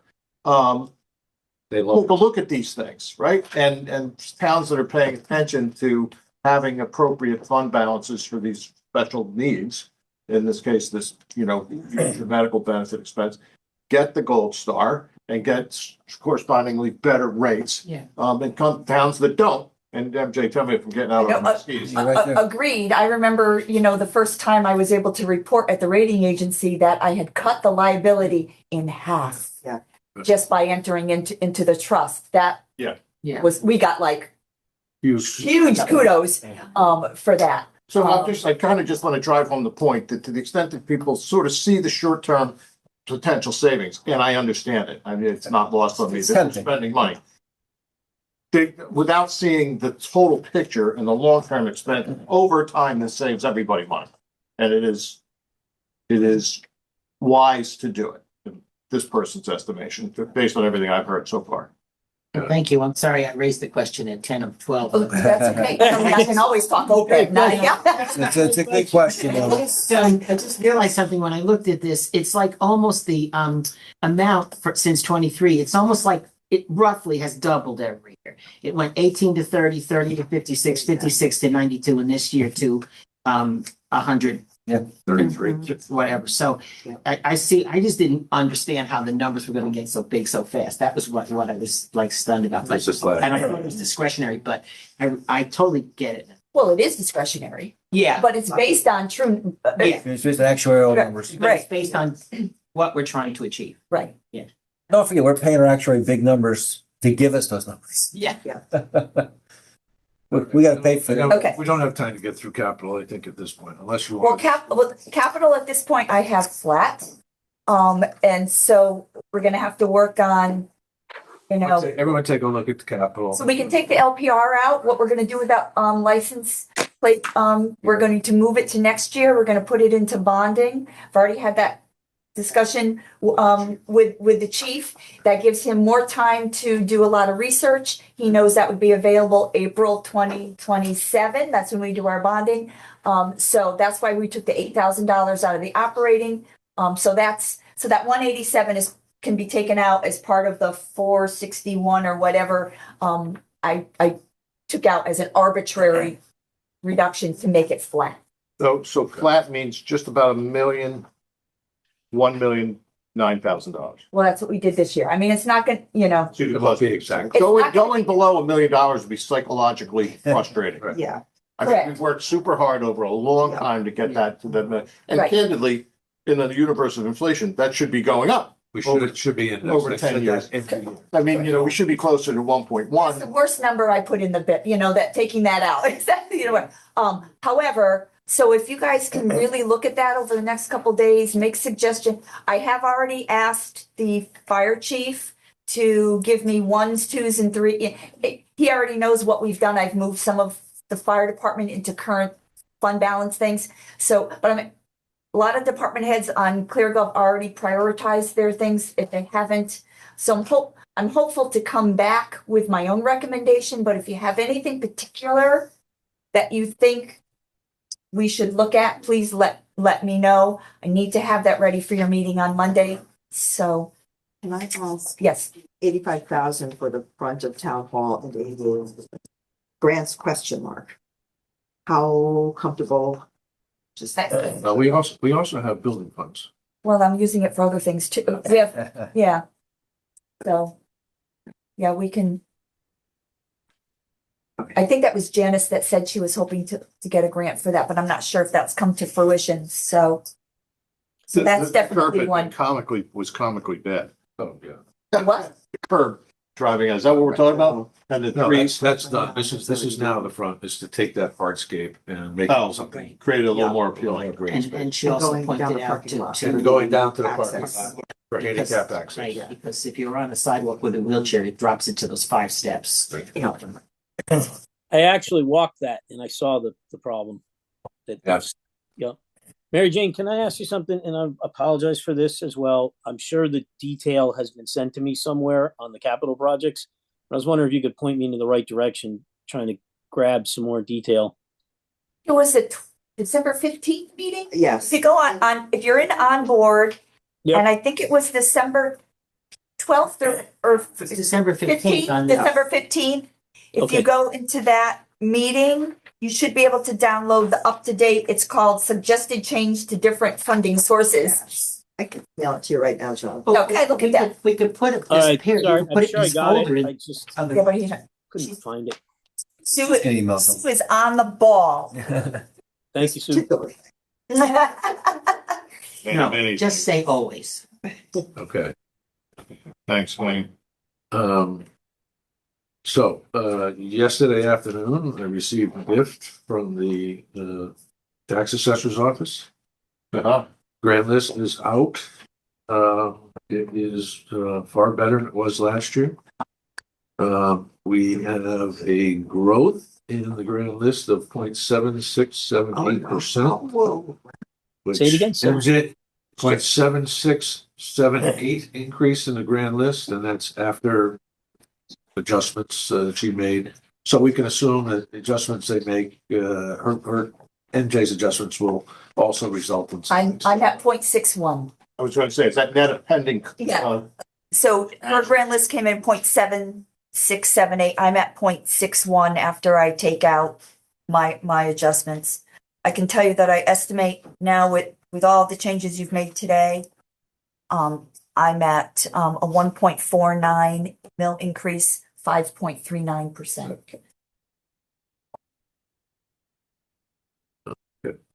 But we still, I mean, the education side. That's fully loaded education without any And that's- changes that the Board of Education. Go down. That was Right, that's- I mean, one they're currently at 7% bump. Yeah. They got to.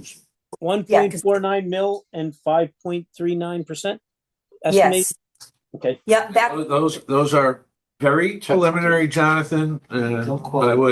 I would caution not putting those out in the public arena until such time as we've had an opportunity to finish putting our budget, approving our total budget. Okay, noted. that's with the 7.13% in education spending right now, which We're letting anybody staple that to a telephone pole. You can't do that, actually. Exactly right. Yeah. If only take those everybody tax followed that sale, take advice. those tax sale signs down. I can send you my pictures from past campaigns. Yeah, a lot of lost cat stuff, junk callers. Yeah, those are. They're getting in there too, that telephone pole stuff. Yeah, right. Well done. So our budget discussion is just incorporated in the agenda for the meeting, Yes, correct? it's just at the Yeah. end, the final item on agenda, unless I don't know if you have any executive sessions or anything. I don't think we do. All right. Well, thank you all for a very productive morning. Amazing. Let's hear it for Board of Ed getting sharp pencil. We're getting aprons. At the eraser. You need a motion, Matt? Is there a motion to adjourn, John? There is. No. One Second, second. all in favor? Aye. Aye. Carries. Have a great day, John. Thank you. No, it's it. Jump out here.